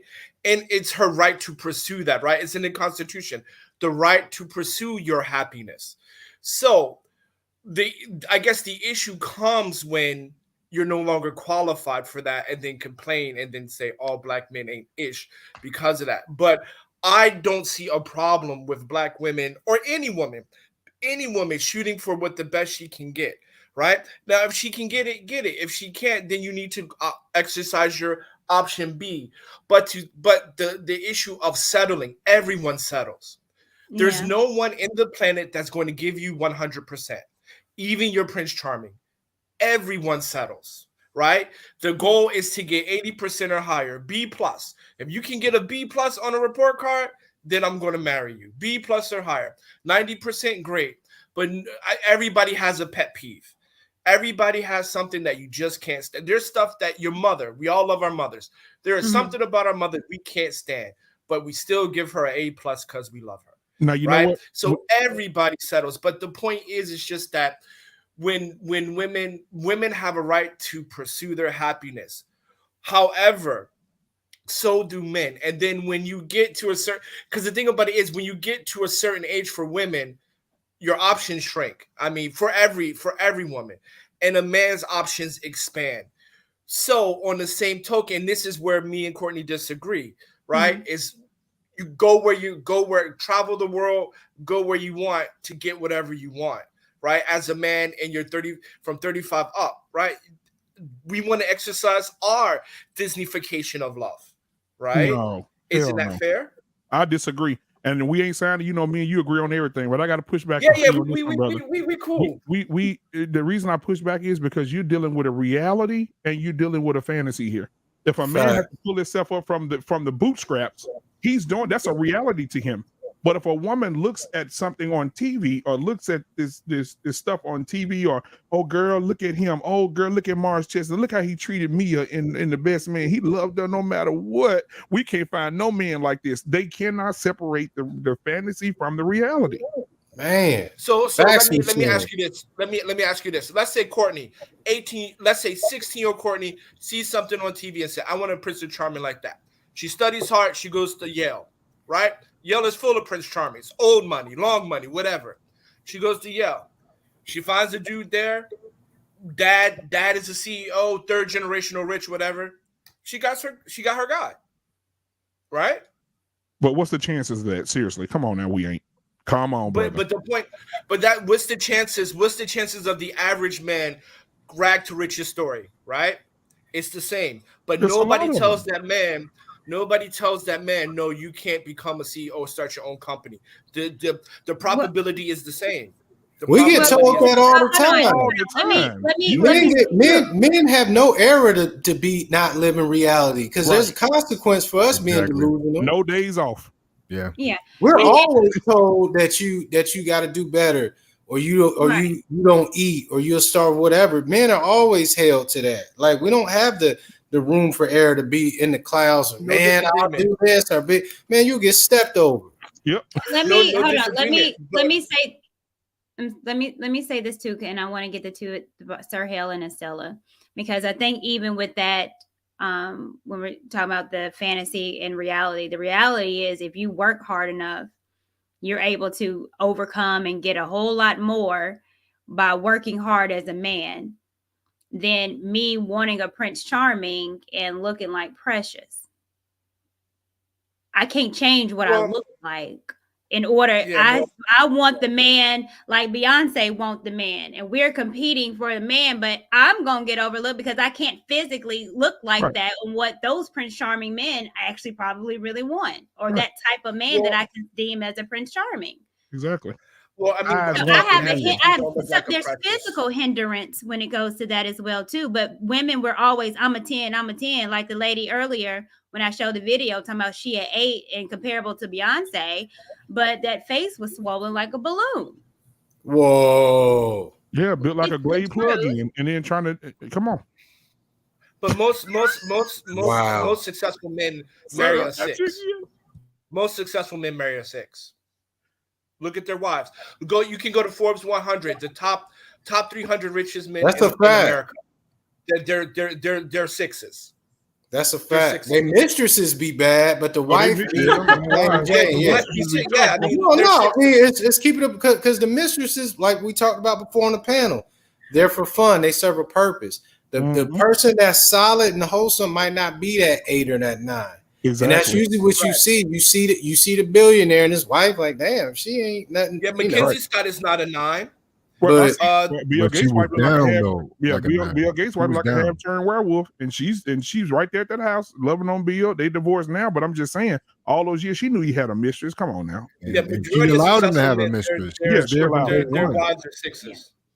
She was there for pretty much Stella and Sir Hale in if we can. I'm about to take off, Courtney. Okay, thank you so much. I'll see you. Drop out. All right, later. Hey, Sir Hale.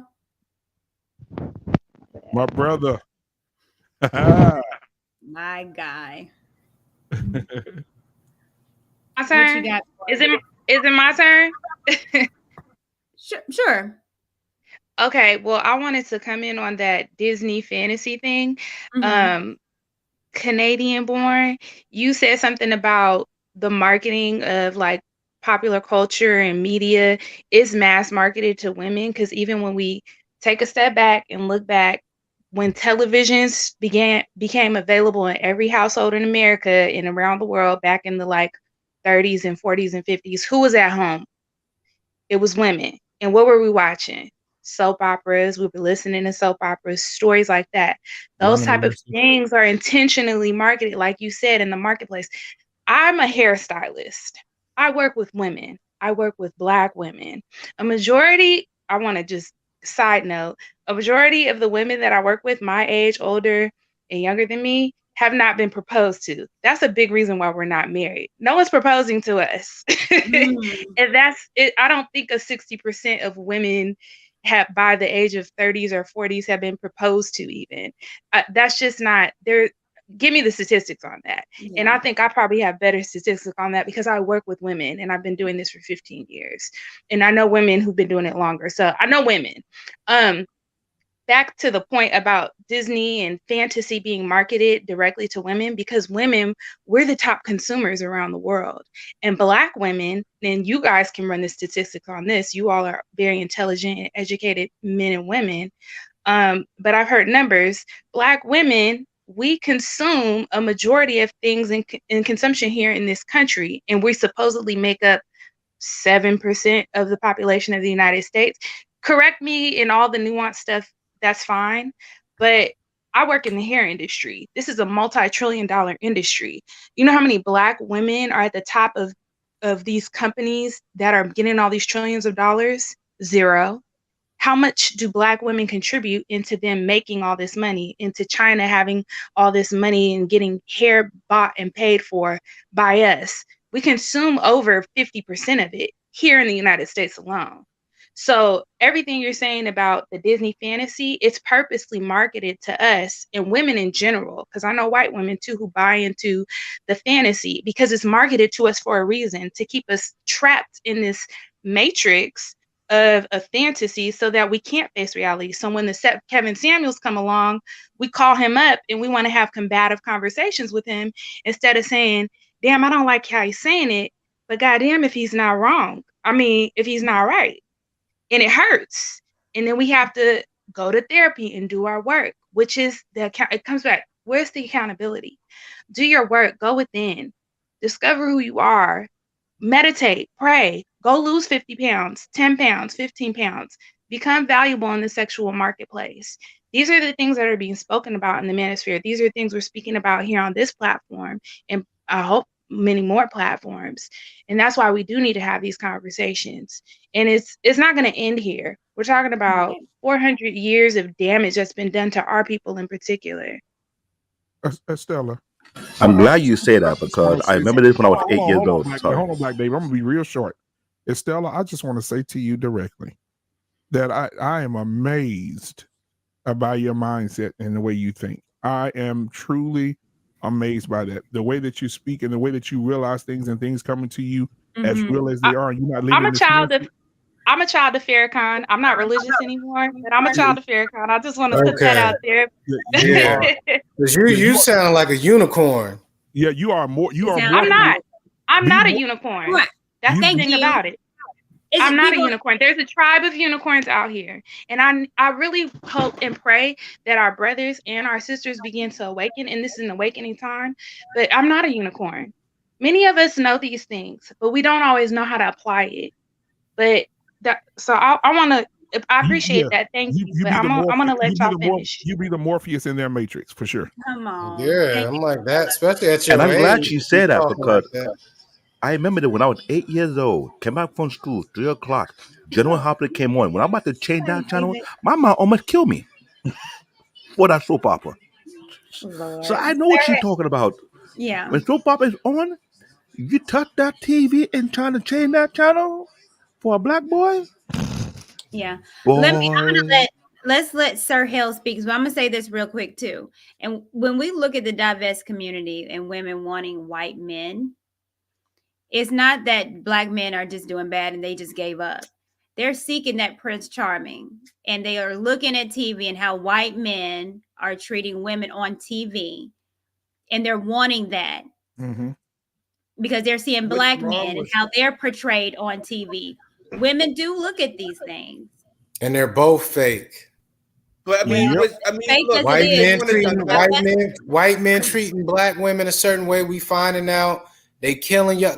That's fake. So it's like, again, to be able to look at TV and understand it's entertainment. It's called a television program for a reason. It's programming. Exactly. It's like women need to understand. It's like you guys are smart in every other arena, but I believe that it's fake. But I mean, but who cares? If you want to date out, you want to date a white guy, go date a white guy and be great. Who cares? But not because you Honestly, see it on TV. That's the point I'm making. TV is fake. Yeah. The news is fake. Stuff is propaganda. They call it a television program because it's a program. Keyword program for programming. Yeah, I stuff is comprehend edited. that, Stuff is shot a certain way. Stuff is put out because there's an agenda. And if you believe stuff that you see, it's like, come on, man. Nobody can be that gullible. It's I want to fake. say something. I want to say something to what you just said. Go ahead, Sir Hale, you are next. Estella, go, boo. I wanted to say to what you just said, brother above me. And the other thing I wanted to say was that to a lot of these celebrities writing books, it's marketing. They're there to make money. They're there to maintain wealth and to create their generational wealth and all those things, which is great. But we have to take that with a grain of salt because these people are entertainers. They may be telling their real life stories, but why are they doing it? To sell a book. And I've met I live in California. I've worked with celebrities. I've met celebrities. That's their job. They're literally doing. They get talked about in the blogs and stuff because it makes them money. So it's fantasy as well. Yeah. Yep. Right. Go ahead, Sir Hill. And that's all I'll take him for. That's all I'll take him for. Entertainers. I don't look to them to be taught anything. I don't. You break it. Look to them to be. Your connection is bad. Your connection is real bad, brother. And it's just like your connection is bad. Yeah. I'm just. All right. Sorry. I hear that. Well.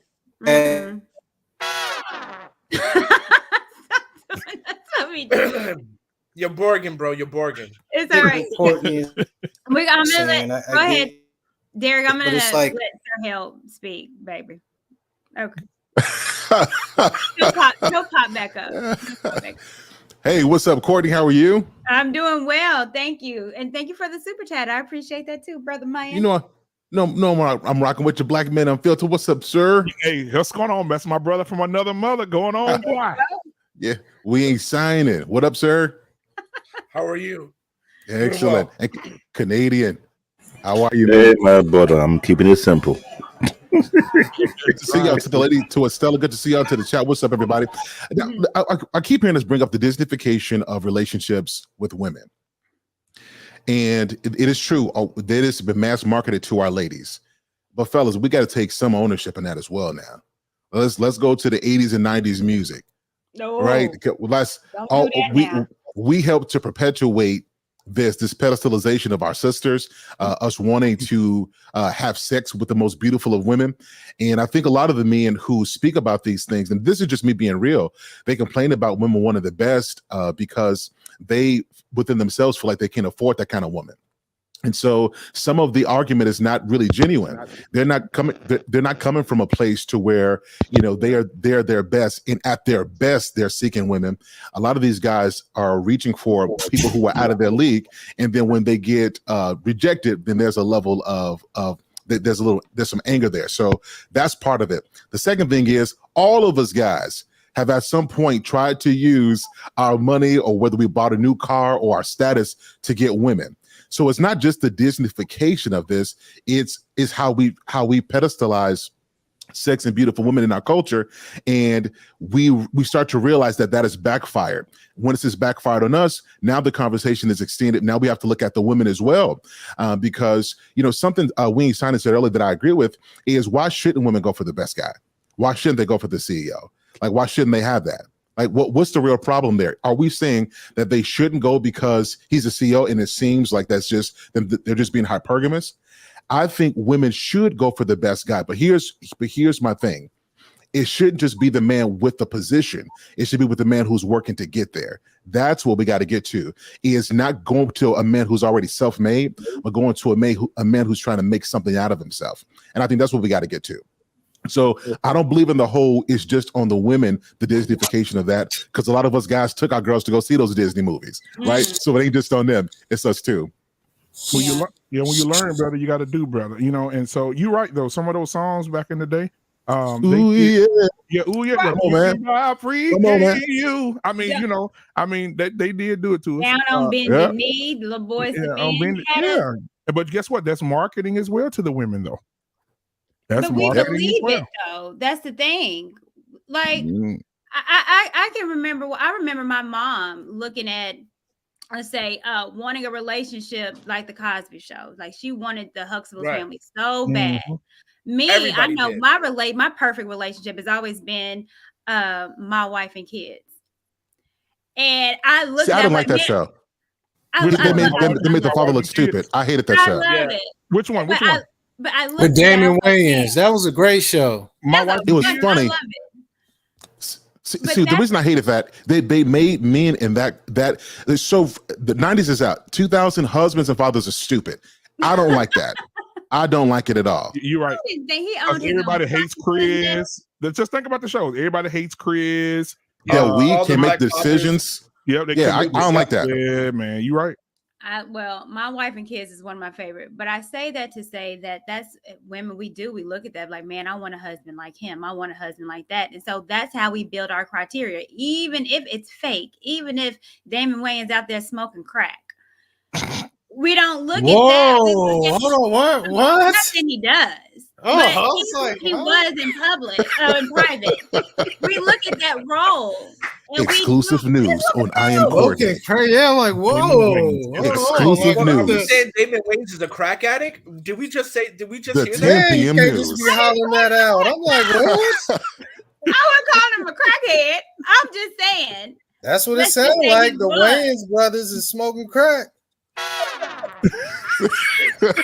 think it's got hot in here right now. Black men are supposed to give me oh my lord. Put up the heat. Oh my god. Only on I Am Courtney. Only on I Am The Courtney. Wayans brothers are crackheads. That was an exclusive. Okay. What's going on, King and Queens? How are you? Hello there. How you doing? Thank you for having me on, and apologies for earlier on. I didn't know. I think I was looking at some stream that was a little bit behind or something like that. So thank you for having us on. Well, thank you for coming. Shout out to the UK. Yeah, this place. It's I think you got a brilliant topic today, and it's a serious one, and I think Sahel was making the point that this whole thing about is partly our fault as men. I don't want to misquote you, Sahel, but I think that's what you were. I think you were saying. Yeah, it's probably on guys. Yes, about the music. You see, my whole background's music. I've been doing that for God knows how many years. You see, here's the thing: accountability, and I think Derek said it earlier on, and he's totally correct. Accountability used to be a thing whereby a young man would go to the family, and he would ask the young lady's father, I'm interested in your daughter, right? And so so you see, the idea is that a young lady would move from the covering of her father to being under the covering of a husband, right? So accountability for a woman is literally one to her father and her brothers. And then this is back in the day, or at least 50, 60 years ago, if you're living in the West. And then being accountable to her husband. So covering and accountability go together. In some cultures, that still happens. So if you're living in various parts of Africa, it still happens. If you're living in various parts of Asia, that still happens. That is totally broken down pretty much if you live in the West. So that level of accountability has disappeared, right? Back in the day, it's very difficult for men to sing love songs and attract women if there's accountability going on, because fathers and brothers are simply not going to let the women in the family go to these places. It's not going to happen. It's as simple as that. So the only way you could attract a woman is if you showed how you're going to look after, how you're going to do it, how you're going to, you got to come correct. In some cultures with cows, in other cultures with money, however you're going to do it, but you got to show it. What you can't do, what you couldn't do, is come with just a love song. You couldn't do that. You couldn't come with just a love song. So the price of admission has literally dropped to a love song, right? You know, and the other side of it is this. You see, in the West now, it's about in terms of females, it's voluntary accountability. You know, a woman simply, you know, whether you can volunteer to be accountable if you want to your father, and whether Derek, she feels like it, right? there you go. Derek spoke about it earlier on. If she doesn't want to be accountable to her dad, she just goes and does it behind his back anyway, right? And whatever happens, happens, and then someone's got to come and mop it up, and then, you know, and then it's if you say to your daughter, "I told you so," you're being mean. You're being mean, right? And that's what Kevin does. He just simply says, "I told you so." Look, what do you think was going to happen, right? And then so you got a lot of fathers that are basically seen as being mean because they simply said to their daughters, "You never told me. What do you think is going to happen?" Right? So now you see this whole thing when accountability for women breaks down as it has done in the West, right? The price of admission to get between a woman's legs is just a love song. You don't have to provide anything. You don't have to show anything. You have to do absolutely nothing. In fact, the woman when women in the West simply run from accountability. Women do not want to be accountable to husbands. I can agree with that. And at the end of the day, look, I say I run a men's ministry. I'm a Christian, right? And you know what's worse? Sorry, but I have to say this. When I was a kid growing up, pastors used to hold all women to account in the church that I used to go to, which is a typical sort of Caribbean church. And women ran from that. But sadly today, you got a lot of pastors of modern Pentecostal churches and of a similar ilk that do not enforce accountability for various reasons. You know, and so you know, I'm a Christian. We have conversations with this on in my men's group and all that. We all the time. And you know, I give presentations on this to the women's ministry, and I don't care how they see it. It's irrelevant how they see it. This is to help. It's to help. It's to help women who say they want to be married. You know, you got to be accountable. You got to learn to be accountable to your husband, and you got to show an accountable spirit before you get married. That's deep.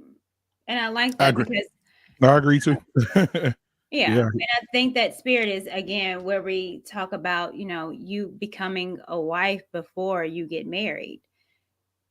And understanding that, holding yourself accountable. So again, what I was talking to We Ain't Signing about is what's the purpose of holding yourself accountable? What does it look like and why? And that's the why. If you're not getting your desired, what you're wanting, if you're wanting a husband, maybe it's you. And holding yourself accountable, understanding truth and what it is, living in that. Sir Hale, I talked about you earlier before you popped on. When we talk about, you know, the truth shall set you free. And I said, when I was on your show, you know, the truth shall set you free, because when you live in lie, you live in deceit, that's bondage. Well, can I say something? Because, and if I'm wrong, please correct me, because I've heard several women in these spaces talk about accountability and then the steps they're taking to kind of change, but it seems to be very self-focused. Therapy, dealing with my trauma, which is all great, which necessarily needs to happen. Mm-hmm. But I don't really hear women talking about taking conflict management courses, taking classes about how to communicate with men, take marriage classes, etiquette classes like the Russian chick on YouTube, right? Things that's going to make you ready to be in a marriage, a long-term marriage. I never hear women talk about that, right? Because Black women. Okay, let me say this in a very I think I heard PC Courtney way. say that one time though on I her. did. I'm not internalizing it to anyone. I'm just Yeah. broad strokes, because I don't like to internalize and make it personal. Right. Broad strokes. The women, this does not include any woman on the panel. That is the disclaimer. Does not include any woman on the panel or in the chat.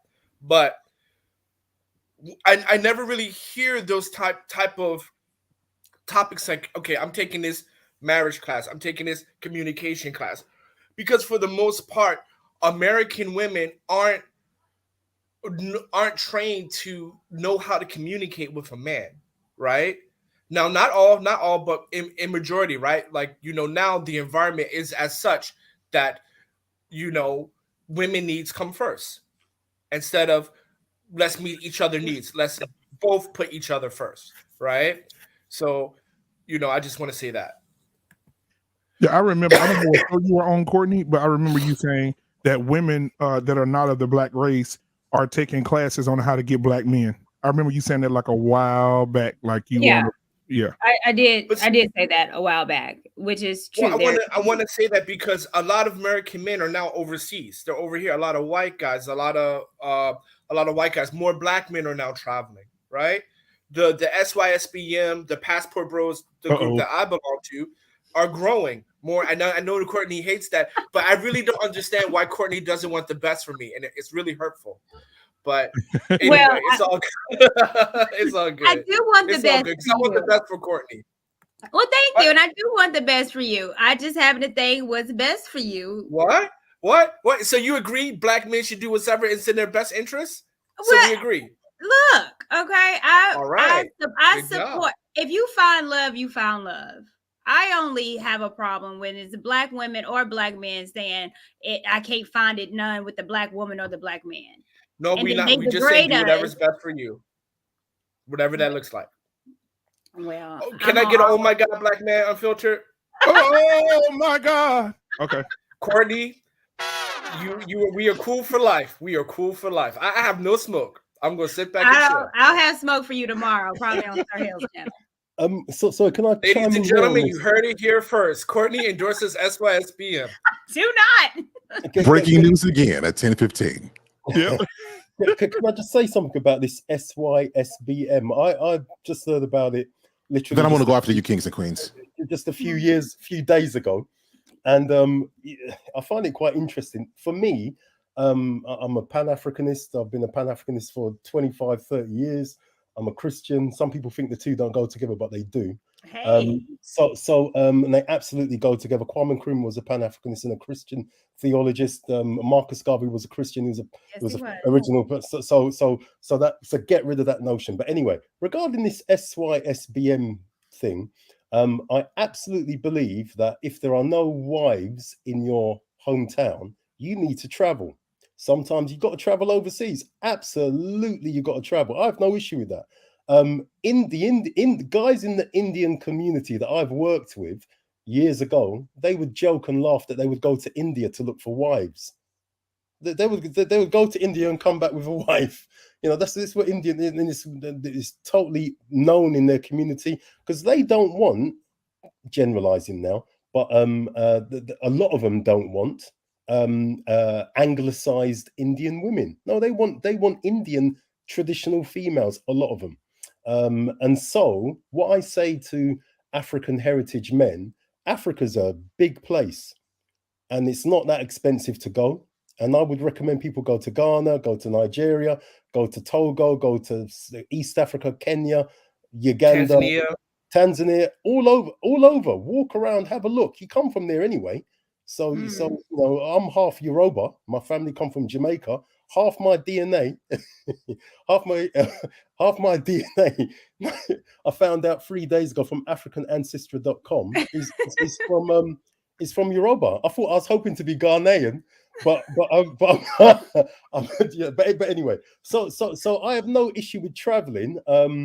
Obviously, it'd be a lot better if we could all find wives that women who wanted to be wives for life, not just a wedding day, for life, in our hometowns. But if you can't find one, what are you meant to do? And I would say the same for women. If you want to go to Africa and go find a husband, go for it. The only thing I would say though exactly, go for it. Yeah, to Africa, right? I want to make that clear. Wherever you want. But we look, I'm going to take my win, so I'm going to quit while I'm ahead. So I ain't got no contention for you. Please continue. Okay. The only thing I would say is I've often wondered why a lot of women don't necessarily go looking for husbands in poor countries, and I'm wondering if that's got something to do with hypergamy. Not sure, just asking a question. It does. Absolutely, a woman don't want a poor man. Can I address this as well? So there's a couple of people who believe that I was saying that I was crapping on average men. Like, we don't do that over here. Like, that's not what we're talking about. And bringing what I said up is one thing that I did on Sundays. I did a show, and I missed you, Courtney. I missed you on Sunday. It was, do you qualify for who you want, and do you even qualify for who you have? And we went in and we talked about both men and women. Yes, sir. And, it was no holds barred, and the goal for that is because as children, we're all trained a certain way to think about the opposite person, the opposite sex. And so it's not about going after a CEO per se. It's more so about making sure that she is being the best she can be, he is being the best he can be, and you guys are bringing your best to each other. So again, I use CEO as a title, but that's not, we're not saying I'm not a CEO yet, right? So that's not, and I've been married for 15 years. So that's not what we're saying. It's we have to be our best and work to pull out the best in each other. Otherwise, we're going to spend the next 10 years complaining that we aren't what we thought we should be. And so my goal is we do our internal work and then we do the work with each other. Otherwise, what else are we going to do? Can I address that, Courtney? Can I address what you just posted? Yeah, you should. Sir Hill, are you done? Yeah. Okay. Yeah, I'm sorry if you're not. I apologize. I didn't mean to cut you off. Yeah. Go ahead. I'll put it back up for you. Wow. Okay. Now, Courtney, we've interacted 3 times. Sir Hell, Black Men Unfiltered. Have I ever said don't date black women? Have you ever heard me ever say don't date black women? Nope. All I've heard you say was save yourself, black man. that's all he said.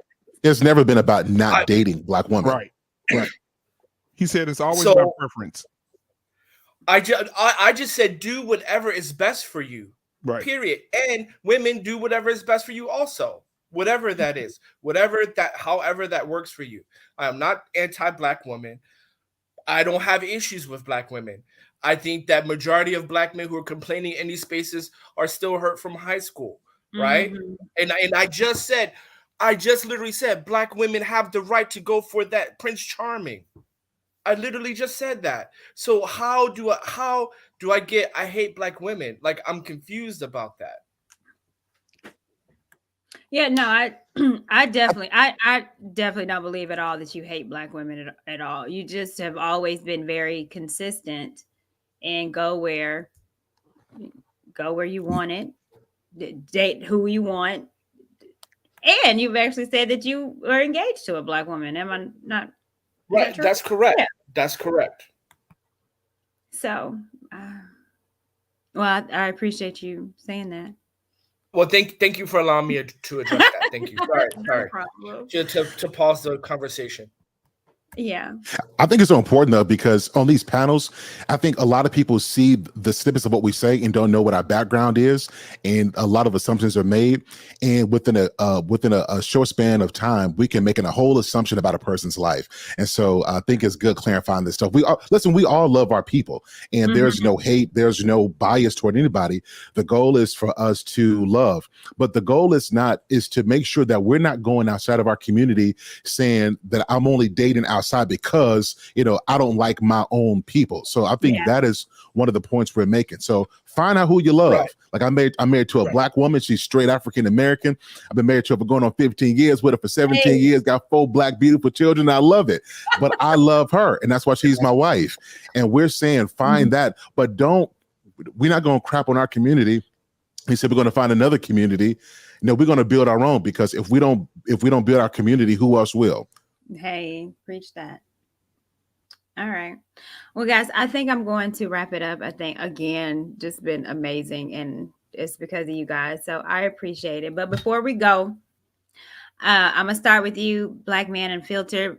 Shout out your page where people can follow you. And one thing that we both, Black women, Black men, can do to hold ourselves accountable in the new year, 2022.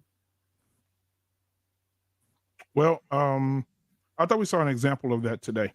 I think Mhm. I think some men are growing and going in the right direction. We look at the numbers of men going to college now versus the drop in incarceration.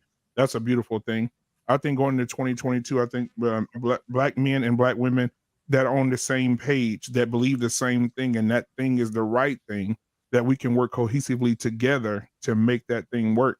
I think like people like Cynthia G and people that we talked about earlier, I don't think they're in the position to be heard. I think that we have to be louder than them, because their platform is getting way more Mhm. attention, and so we have to be louder than them. And on the men's side of things, since we called out Cynthia G, even today on your platform, someone coming onto your platform and telling you how to run your or calling you a name, it is up for us men to protect the women that are doing the work. And so that's why I had to check him. Now I didn't. I thought I was out of line, and I was like, man, Courtney may send me a message later. But No, I appreciate that. Thank you. but he had to be checked, because you cannot come into a platform when a woman's doing the work, right? And she may have a difference of opinion, and then call her a name, and then use a big word to do it, I right? had to Google it. Right. Use a big word to do it, and then and then we look it up, and it defines something very vulgar toward you. So I mean, so it's holding each other accountable. You hold black men holding black men accountable, black women holding black women accountable, and then not being afraid to have the conversation. So my channel is Black Men Unfiltered Network. We're on every Tuesday at 8:30 p.m. Central Standard Time. We have Cooking with Kings on Friday at 8 p.m. Central Standard Time. And then we have the ladies, which will resume their show on January the 8th with Wine Down with Real Women on Saturdays, 12 o'clock Central Standard Time. So I appreciate you having me on the platform, and keep doing the work. I'll be back. Thank you so much. All right. Black David, I know you ain't started your page yet, but you can answer my question. Go ahead. So what is it that we can do as a community, black women, black men, to hold ourselves accountable with this new year? This new year, Yeah, drop the let it ego. drop the ego.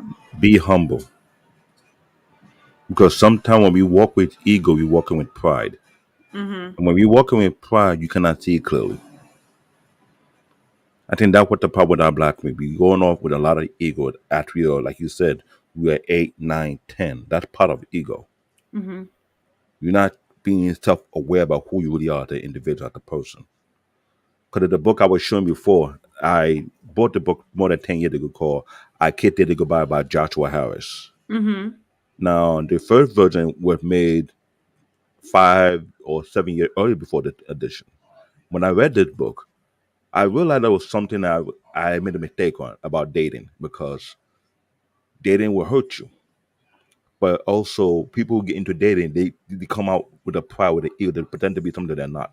That's why I say for 2022, be humble, be aware of who you are, the individual. Check your flaw, check your weakness, see why it's hurting your relationship. Figure out what you can do to make it be better than who you were last year or last week or last minute. Because you cannot make a change if you're not willing to acknowledge the flaws you have in you. No one is perfect. I'm not perfect either, so I have to keep it like that. Other Yeah. than that, once you can do that, that's the first step. Everything should be good after that. All right. Thank you, Black David. I appreciate you as always, sir. Oh, Lord. Sorry, Black David. I cut him off. My bad, boo. All right, we ain't signing. What's going on? Hey, okay, so my response will be quick, and then I will let the other guys go. Great panel. Thanks for you for letting me be on. I just want to say this. I think for the Cynthia G folks, I mean, if you want to date out, I don't have any smoke for you. Have no problem with it. If you want to do that, then that's fine. You just don't have to talk about how you don't want to give birth to black boys and things like that. That's a little bit, racist, KKK-ish. But other than that, man, if you want to be with them, that's fine. I have no smoke. People have the right to do what they want to do as long as they're not hurting other people. Now, for the black women who want to be a part of this community and want things to work out, I think just cooperation and take action. I think we're done with the accountability. I think that was a 2021 kind of thing. I think moving forward in 2022, it's just about taking action, right? Take the classes, develop the skills that you need to be married, because marriage requires skills. It requires conflict resolution. It requires learning how to talk to one another. It requires you being willing to learn your partner, and your partner willing to learn you, and just be cooperative. I mean, black men aren't even asking for submission. We're just asking for cooperation for the most part, right? So I mean, just do those things. I mean, I disagree with the manosphere where it says if you hit the wall, it's over for you. I definitely disagree with that. Black men are here, ready to date, ready to get married. It's just at this point right now, if you're willing to work with us, cooperate with us, and learn us as we're learning you, your future will be bright. And I'll leave it at that. Yeah. Well, thank you. And I always Thank appreciate you. talking to you. All right, King and Queens. I have no chance. You've been an absolute pleasure today. Oh, thank you. So have You're you. welcome. So, do you have a page? This is my first time talking to you. Yeah, no page. Maybe Okay. in the future, but I've just ain't got time and work. But I just want to say, brilliant show, brilliant topic, really need more of it. For me, and I just want to say, the little bit that I've heard of this Cynthia G person, I really pray she learns some self-love. But that's what it is. In terms of accountability, I think that all of us, both men and women, really need to seek out. It could be your own father. If you don't have a father, I've never known my father, right?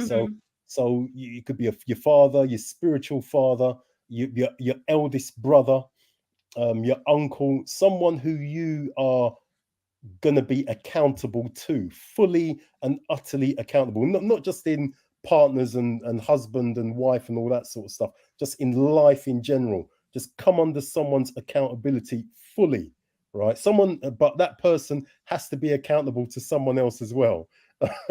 It's got to be a chain of accountability. Accountability keeps people safe.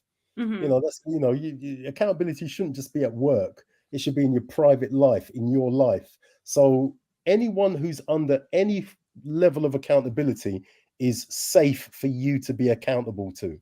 But you must come under some level of accountability, especially if you want to be married. Right. Yeah, that's it. But Courtney, I'll speak to you again.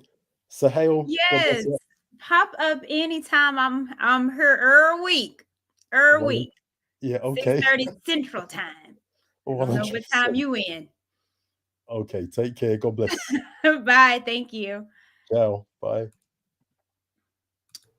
Last but not least, my dearest Sir Hale. Hold on, let me see what I can do with you.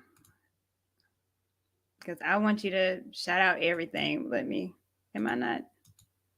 Lord. All right, go ahead. I'll figure out what I'm going to do when I can do it. So, shout out your page. where they can find you, and then again, what can we do as Black folks to be more accountable in this new year? Excellent. So, first of all, salute to I am Courtney Michelle. To everybody who's liked and subscribed, who supports her page. This is somebody I look up to and I admire. So you support her, I feel good too. So really happy about that. My name is my page is Sir Hale Speaks. You can find me on YouTube. I come up with content almost every day. I'm big on relationships. As a matter of fact, I've even wrote a book on relationships. Do I stay or do I go? Hey. I'm dedicated to this. I'm dedicated to this. I'm working on my second iteration of it now as well, because I believe that as a community, if we don't prioritize each other and we don't see the good in each other and address the bad and the flaws in each other from a place of love, I think that our kids 25 years from now will be saying the same things we said, just in the metaverse.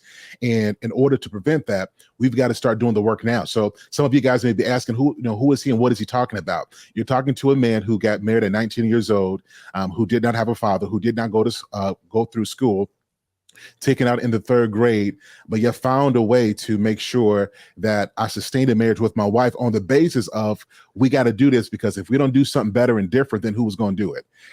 So I'm not speaking this from a place of arrogance or even ignorance, but from a place of love. We got to put the work in, both men and women. Women have to see the inherent value in men. Our men have to see the inherent value in our women. And we have to stop looking at so many materialistic things and get to the root of who we are, and then put the time and the effort in to work on the parts of us that makes us toxic to one another, and then come together, love each other. And let's not just be in relationships for the sake of being in them. Somebody said, if women hit the wall, then it's over with. Well, because I love my woman, even if she hit the wall, we're going to get over that wall together, because I would expect her to do the same for me. Let's love each other, because this is how we build our community. With that, appreciate it, Courtney.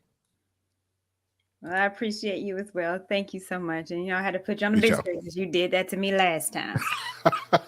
Hey, appreciate you. And I'll see you soon. See you soon.